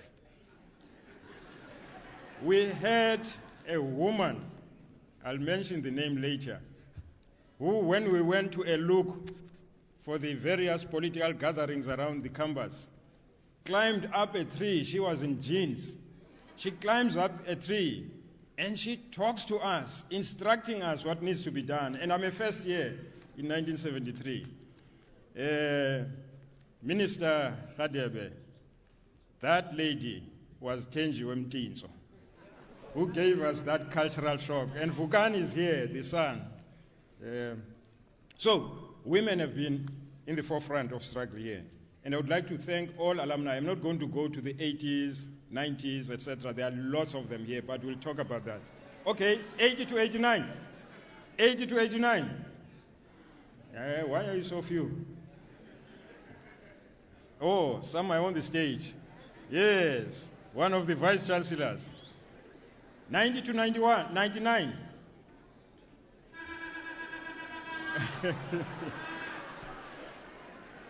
(2000 to 2009). Oh, that's the 21st century. Those are the people who must see the next century for the University of Forte.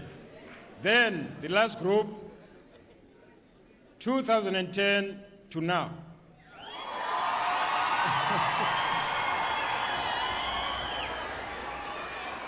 All right. So thank you very much to the alumni.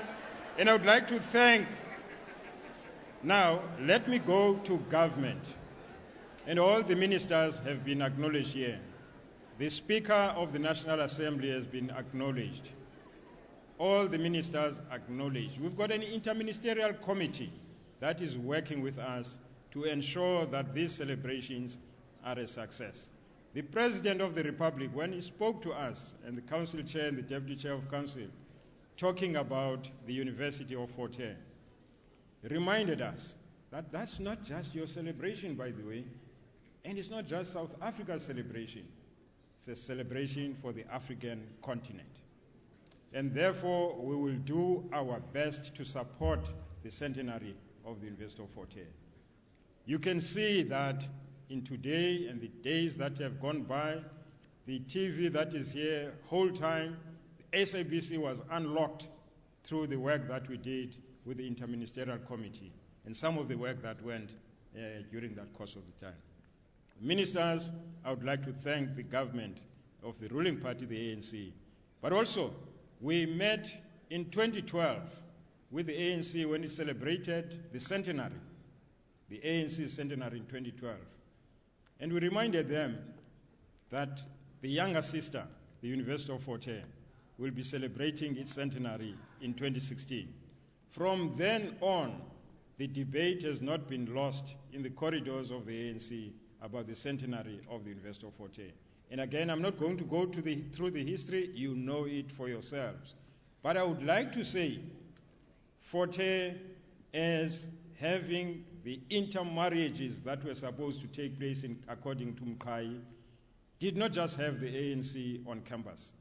Vibrant debates were taking place with the unity movement earlier, before the PAC was born and before Black Consciousness was born. Unity movement and the ANC were the particular political movements that were having competition and contest on this campus. And therefore, all these liberation movements have kept their archival material with the University of Fort Hare. It's here. If you want to read about all these movements and their history, there it is in our NAHEX building. You will find it there. Thanks to President Oliver Tambo and other presidents who agreed to this way back in the early 90s. And President Tambo said, if the archival material of the ANC has got to be kept at Fort Hare, it's a true reflection of what Fort Hare actually is. It is also an archive of the South African liberation movements. That's what he said, to commit that here. So I'd like to thank all those who have supported this from various quarters from which you come. I would like to correct one thing that all of us, as we go into this century, we must know and accept. KK and Mwalimu never studied at Fort Hare. They were honored by the University of Fort Hare. So let's not make that mistake in our history. Let's not claim them as alumni of the University of Fort Hare. So every 20,000, 2000 and 2016, you are the ones that should know that particular history. So that when we thank them for the contribution that they made, because some of the students from those countries came to the University of Fort Hare and studied here. If you go to Tanzania, Kenya, Zambia, African continent, up to Ethiopia, you'll find alumni of the University of Fort Hare. So I'd like to thank all leaders, and more especially President Robert Mugabe, who has continued to give us students in huge numbers to study at the University of Fort Hare. Lastly, amongst the speakers, I would like to thank,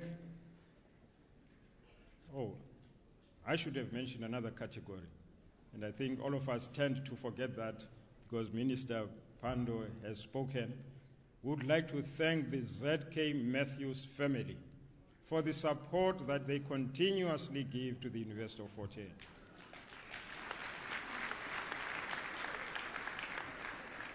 I've got younger brothers there, just like Dr. Mangosuthu Telezi said he got a brother in Joe Matthews. I've got brothers in the Maqhubela family. The elder brother from elder son of Dr. Maqhubela was with us at medical school, the late Dias Maqhubela.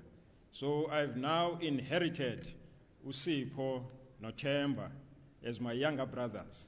We work together, and Temba has brought to this gathering the Sykes family. Where are they seated? Right there.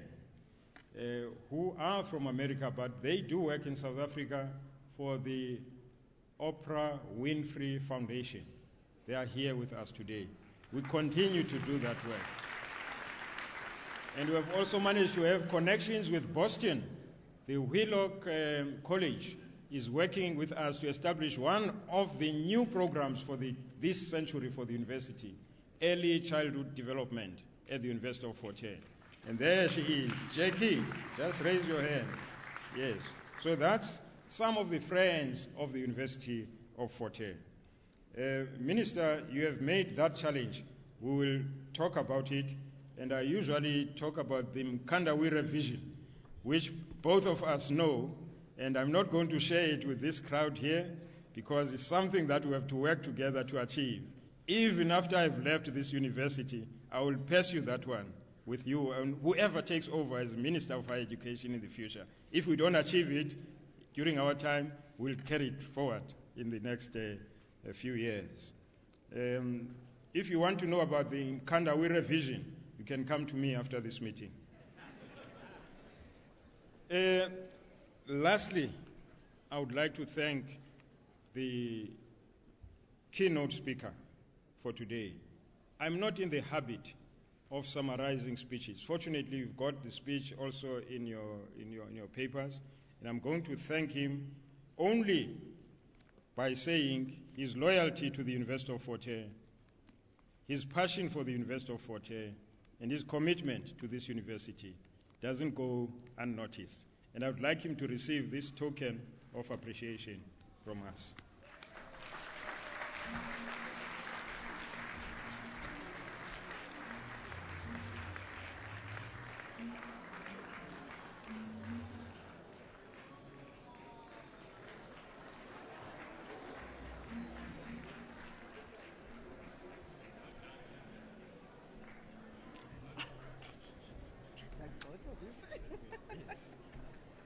Yes, I'm being chased away by the couple that I must also thank, the program directors. Indeed, Nada was in the Western Cape chapter of alumni. I had a wonderful meeting with them. They came in hundreds to have an alumni gathering that we all celebrated in Cape Town. Long live all the chapters of alumni. I want to visit all of you. But next time, I'm not going to pay for my flight. I'm not going to pay for my accommodation. You are going to host me. You are going to fly me to your meetings. And having said that, the summary of a donation from me that I would like to make from all of you to pledge. Imagine how many of you are here, friends of Fort Hare and alumni of Fort Hare. About 4,000 of us here. Just give 1,000 rand this year, for the whole year. 4 million is done. 4 million is done. Can go and assist the students, can go and assist our infrastructure. 50,000 alumni of the university working. Those who are working, I'm not talking about those who are not working. 1,000 rand a year, 50 million rand for this university. Simple as that. Of course, there are people who are saying they'll give 30,000, 10,000, 15,000. And may I, as I sit down and hand over to the couple, ask all the presidents to just stand up and say hi to this crowd. Thank you very much. All presidents of the SRC.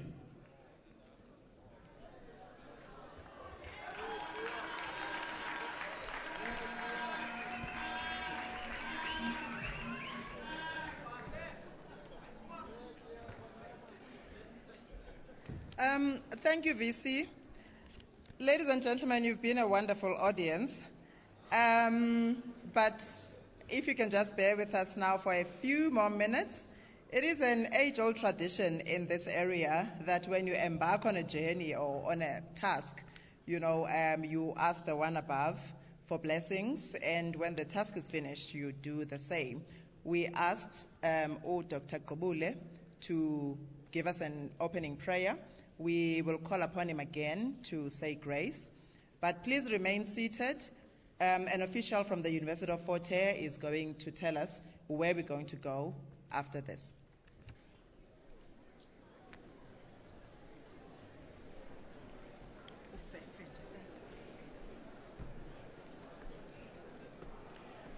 I also want to make a correction. Desmond Tutu never studied here. He studied at the Bantu Normal College in Pretoria. But when he came back from London in 1967, he joined us as a band of chaplains to students here. So he was a chaplain to Anglican students at Fort Hare from 1967 to 1970. That's what links him with Fort Hare.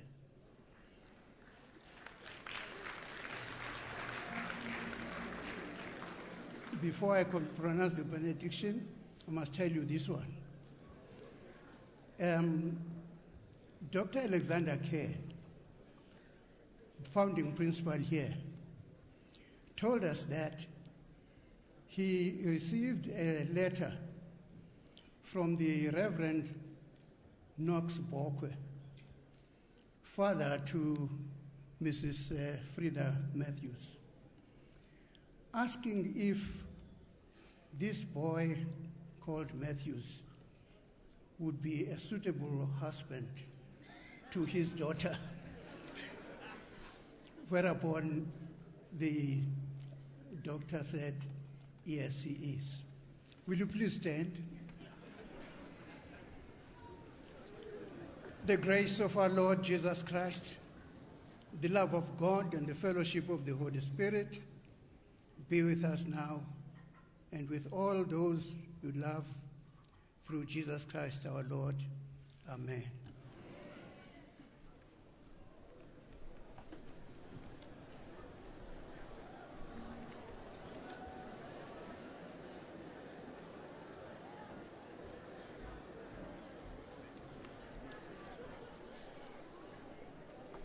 Even if it's after the benediction, I've omitted that group of my students, the choir. You did an excellent job. Thank you very much.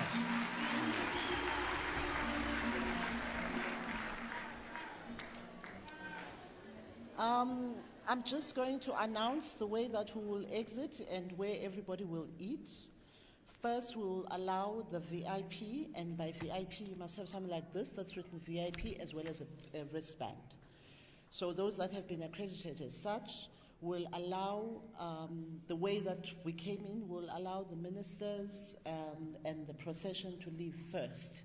And they will go through that door into their cars and to the staff center where you were at in the morning, and that is where you will have your lunch. And you will be joined by the procession over there. The students will go to the green auditorium for their lunch. The choir will go to the brown auditorium for your lunch. The media, back to the media room where you've been the whole day in the agricultural auditorium. Alumni, staff, guests at the back over there once the ministers and the procession has left. The VOC, in the sports boardroom, that includes EMS and police over there. PSS, protective services, will go to the staff center. Protocol, ushers, centenary team, and at the student center. But please, let us allow first. Let's just calm down and allow our leaders to go first.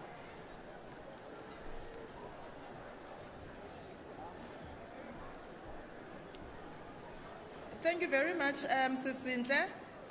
Ladies and gentlemen, you've been a wonderful audience. Please enjoy the rest of your day. Sibambe ke olacwangco uSisintle ebesichazele ngalo, and allow the VIPs and the dignitaries to first, exit the hall. Thank you so much.